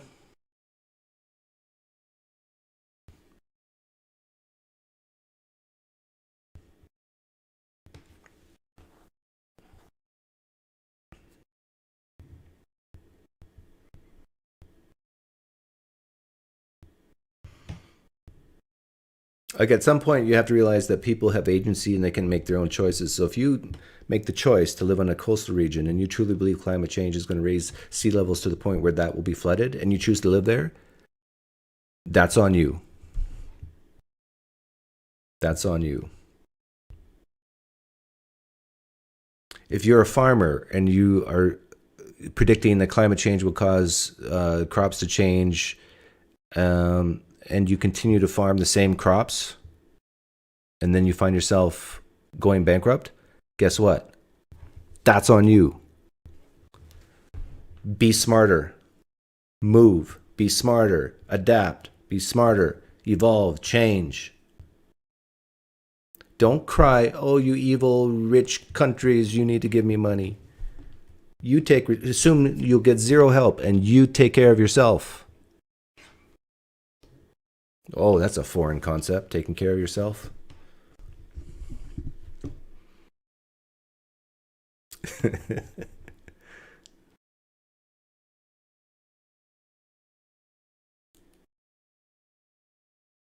This is why some people don't live in the desert, by the way. They take what I said to heart, and they'll only live in areas where they can produce a variety of different crops. So if the store shelves are empty, they can still survive. This is why people will spend money to live in areas where there's natural water, aquifers, creeks, whatever.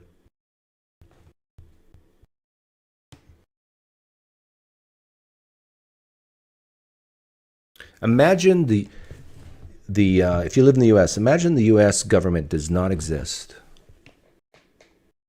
That any help the federal government gives you is now gone. Could you still survive? Would you be okay? If your answer is no, you need to start making changes in your life. If you are dependent on the U.S. federal government to survive, especially if you're an atheist, I'm here to tell you there is no God, and there's no guarantee that any federal government is going to help you. You're on your own. Oh, that's a scary feeling, right?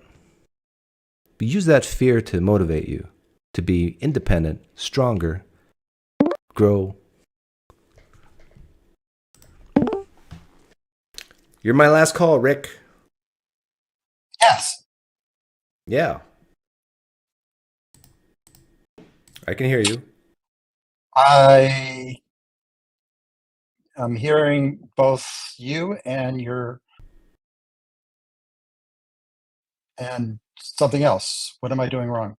You need to close your YouTube tab and just have the Whereby tab open. I think I've done that. And do you hear yourself now? I just hear you. Now you fixed it. This is the first time for me, so if I'm making a mistake, it's because I'm a newbie. That's all right. You know, we all need versions once in a while. Virgins. So I have listened to you, I would say, for 6 or 7 years now. Initially rather religiously, pardon the pun. But not so much in the last couple of years has it become more political. It seems like you're trying to be more of an agitator as opposed to having a honest discussion about politics. Then why are you here? And well, correct me if I'm wrong. Is that more what your goal is? Am I mistaken? My goal is not to agitate people. My goal is to give people my opinion. I was getting bored of religion. I still like a lot of the issues we talk about with politics. So it's interesting to me. If it agitates people, that's on them, not on me. Well, I credit you with, being quite intelligent and actually being very productive in your discussion with religious people. And I'm just surprised that level of discourse has not carried over to politics, where it seems to be very, as I said, more of a agitation as opposed to an honest discussion where you're trying to persuade people of your So position. you've never heard me have an honest, non-agitative discussion about politics? Rarely. And if you did, and you never heard me agitate people, then you'd be fine with it? Again, I'm kind of disappointed that the majority of Can you answer your my question? conversation- I'm sorry? if I never agitated people, but I still had the exact same views as I do now, would you be okay with that?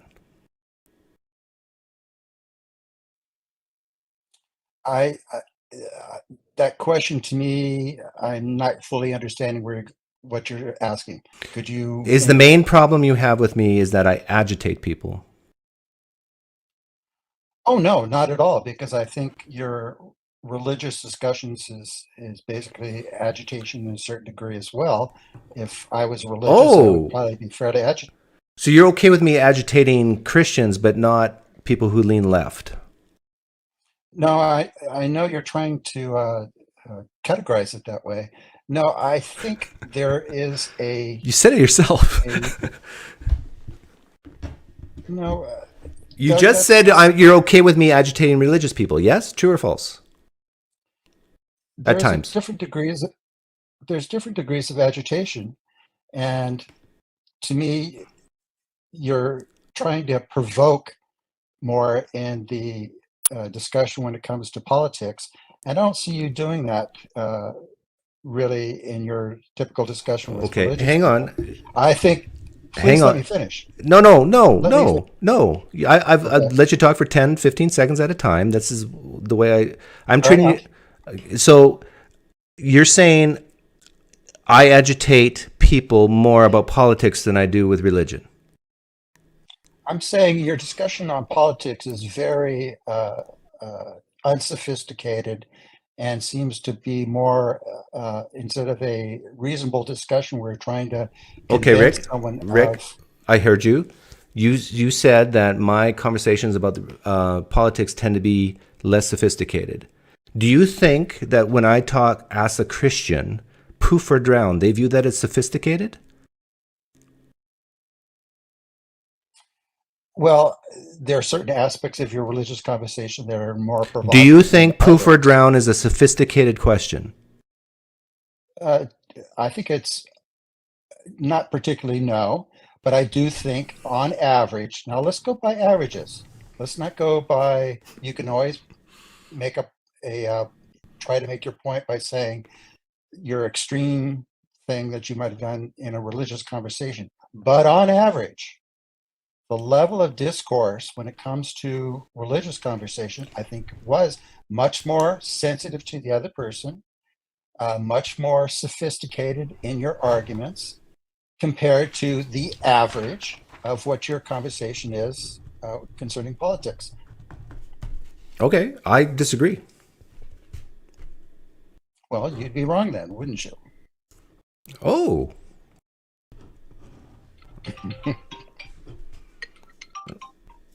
I think, correct me if I'm wrong, you disagree with me on a lot of my political stuff.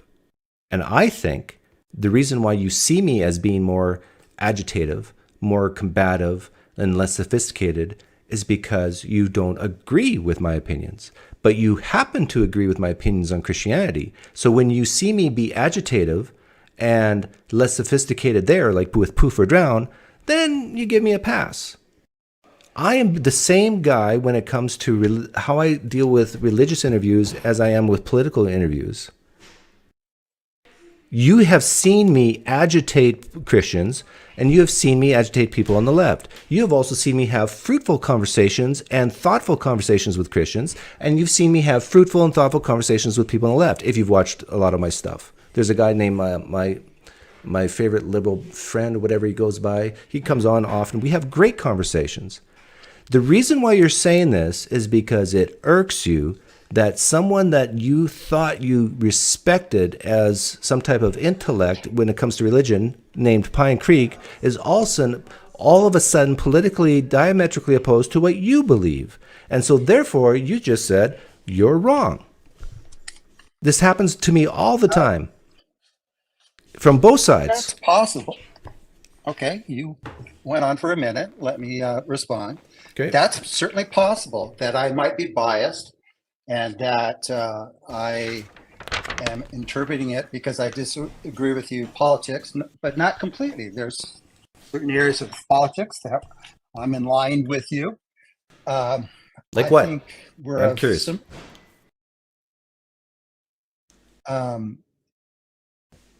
I am very much, I'm a liberal, and I'm very much for having a controlled border. I think that's extremely important.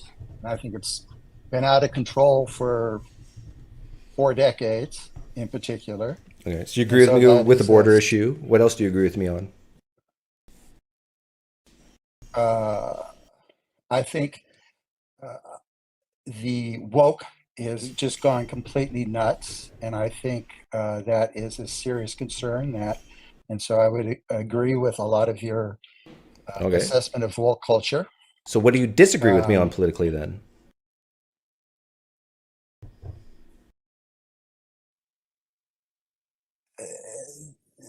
It's so you have to me. So I have a economics background. You have just a very simple-minded view of things that You're an MMT guy. I am retired, and so I'm not a productive member of society any longer. I don't know how to really go into the details of it and stuff. So your disagreement with me is the economics. I lean more capitalistic, and you probably lean more socialistic. Is that it? Again, you're trying to make things black and white, or this. I said lean. I didn't even make it black or white. Well, yeah, but I think we're trying to have a conversation here. At least I'm trying to. And by trying to pigeonhole everything I say one way or another, I think it prevents the conversation from being as successful as it could be. What I would like to. What would be what's your goal here? Like, what would a successful conversation look like to you here right now? I think my goal is to express my frustration with you in that you're not doing a better job at expressing the conservative point of view. Okay. I think if anything, you're doing. That's good. So you want to your goal was to come on here and express your frustration and help me become better, right? I'm trying to help you, Doug. Yeah, okay. So give me a specific thing I can do better. Where to start? Instead of focusing so much on this woke stuff or this, which you already agree with me on these issues that are not central to what politics is about, to me, and I think you have a background in finance and economics as well. The most important part of politics is economics. At least that's one of the most important parts. You hardly ever discuss the economic aspects of the difference between conservatives and liberals. It's all these little issues to me that are borderline trivial compared to economic issues. So give me an example of what I should talk about specifically. We could talk about the deficit. We could talk about taxes. We could talk about the Gini index. We could talk about. Did you know today I brought up the monthly Treasury Report within this own live stream? I brought it up and I went through it. Did you know that? I have been working, so I have not listened to the whole episode. Yeah. So if you rewind this live stream, I went to the monthly Treasury Report and I talked about the deficit. I talked about a lot of things. I brought up the actual Treasury Report for this month, ending January 2024, and then I brought up the year to date. So is that the sort of thing you want me to do more of? Yes. Okay. Well, so really the only disagreement you have with me is not in what I'm doing, but that I should just do more of one thing and less of another. Less woke, more economics. Again, you're trying to oversimplify things. I have many issues with you. Okay, give me another one. Give me another one. I think your, for lack of a better word, your simple-mindedness as it relates to, I was born on a farm. This is the values of a farm. You liberal city slickers and stuff. just don't get it and you're just undisciplined. I do think my experience I've been in politics, my experience with that sort of simple-mindedness explains a lot about your politics and your point of view. Okay, but I'm not hearing any specific steps to be better. Are you asking me to stop telling people I was raised on a farm, or what are you saying? Yeah, you could probably give that a rest. And the reason for that is because telling people I was raised on the farm, even though it's true, is it makes me look simple-minded? No, it's because you've said that 50 times. But there's new people on my show all the time. I mean, first-time listeners. I doubt so much anymore. What? I'm sorry, that was a cheap shot. I didn't even hear it. My dog barked. I suspect, tell me if I'm wrong, that the impression I get of you is I'm trying to figure out how it took you almost until you were 40 to figure out that Christianity was crazy. I've answered that question many times. It seems like you remember me saying 50 times that I was raised on a farm, but you haven't heard me answer that question, why I think it took so long? Could you refresh my memory? Yeah, the reason is because of the sunk cost. I was married with 2 kids. My whole family, the culture that I was raised in was based a lot in Christianity. And so when your friends and your family are Christians, it's not that easy just to give it up. So you continued even though you knew it was not? Well, I doubted for many years, many years.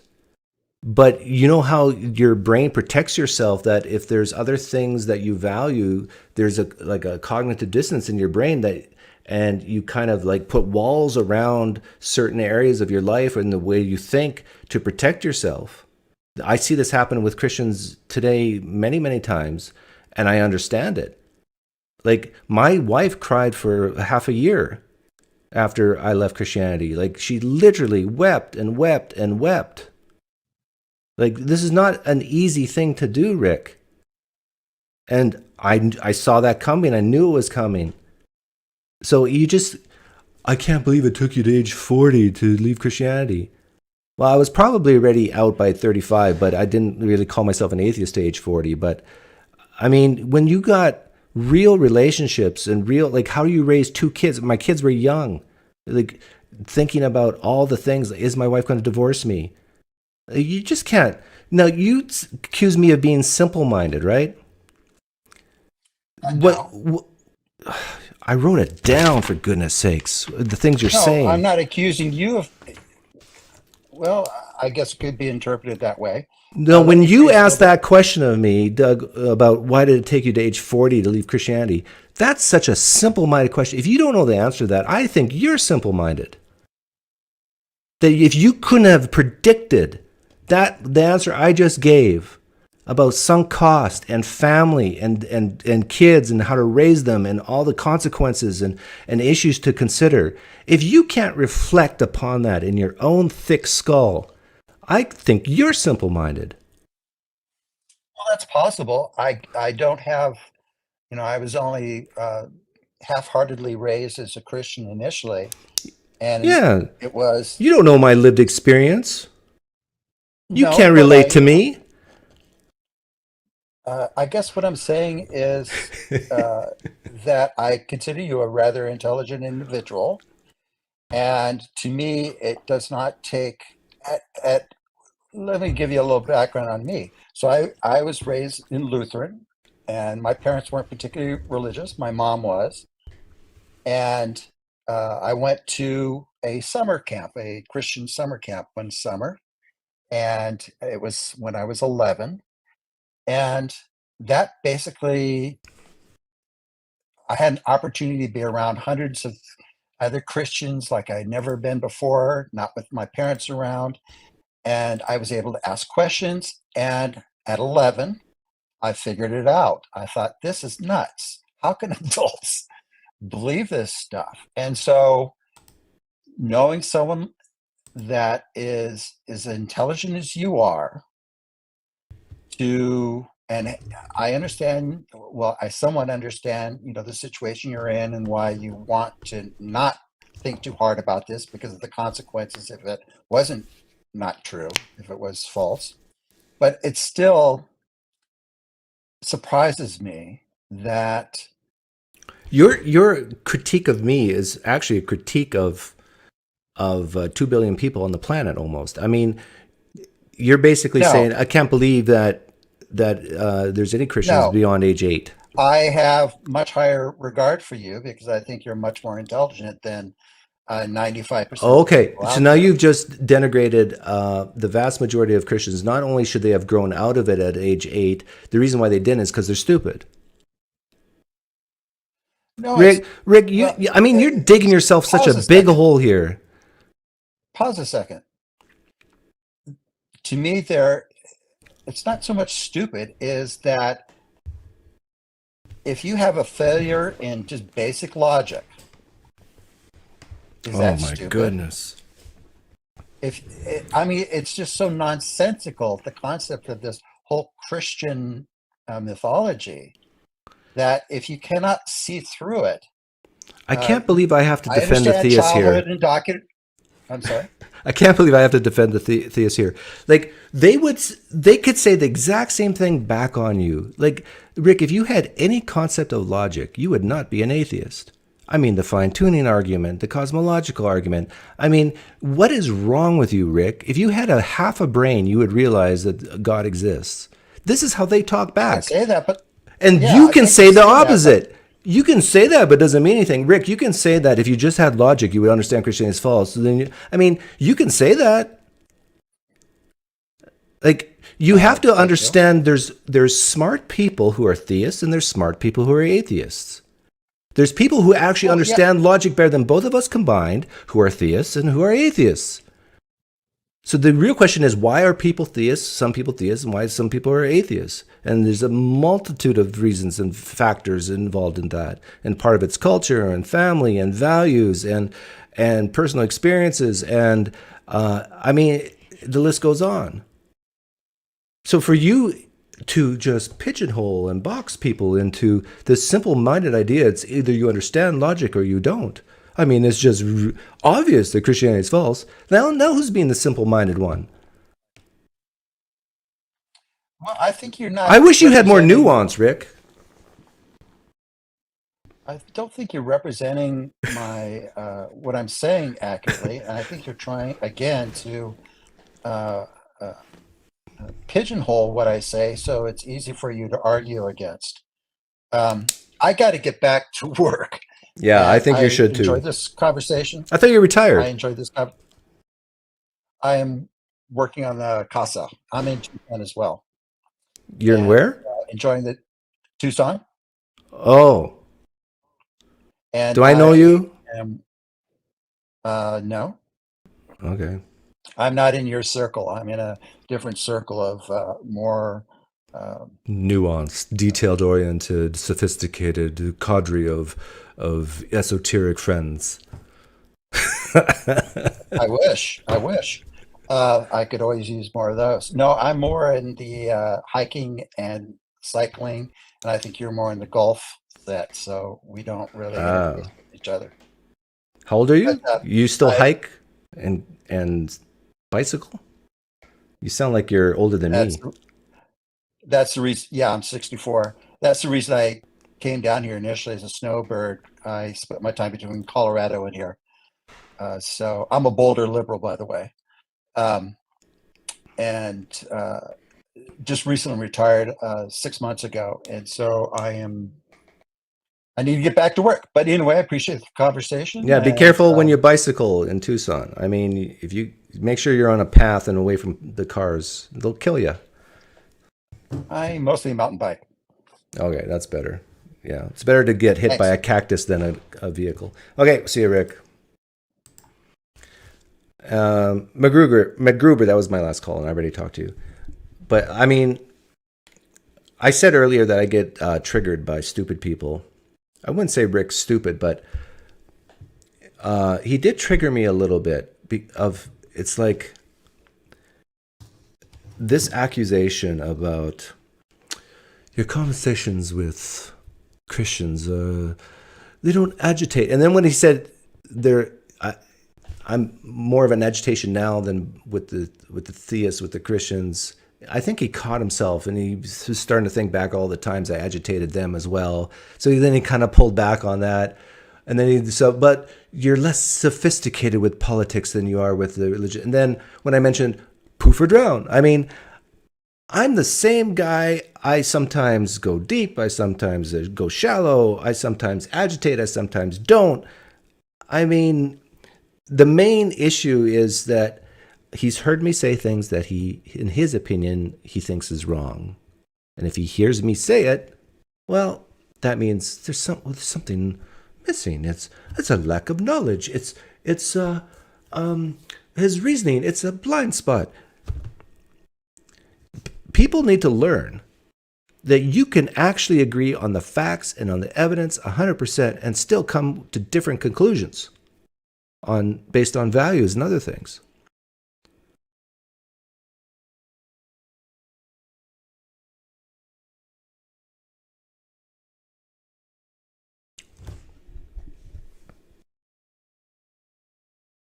Which part do I need to clip, JR?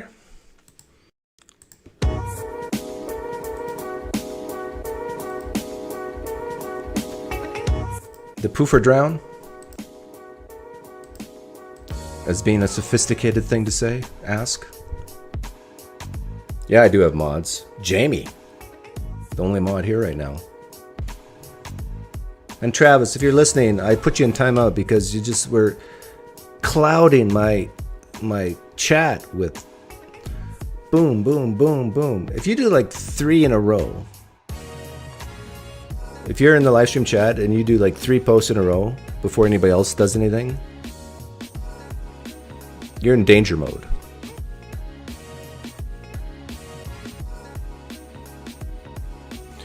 Oh, Rick saying that theists are stupid in the most clumsy way possible and make it short. I mean,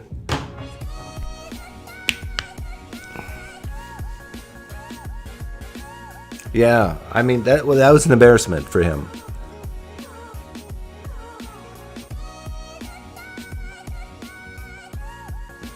Like, as an atheist, even I'm recoiling at that simple-minded. I mean, it's obvious. When I was a young lad, I knew this was logically false. Why can't you guys? Ugh. That type of superiority complex just is so revolting.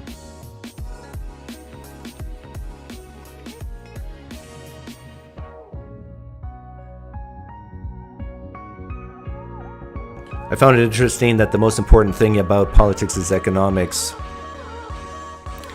Yeah, he wanted me to talk more about economics and less about the woke. I actually think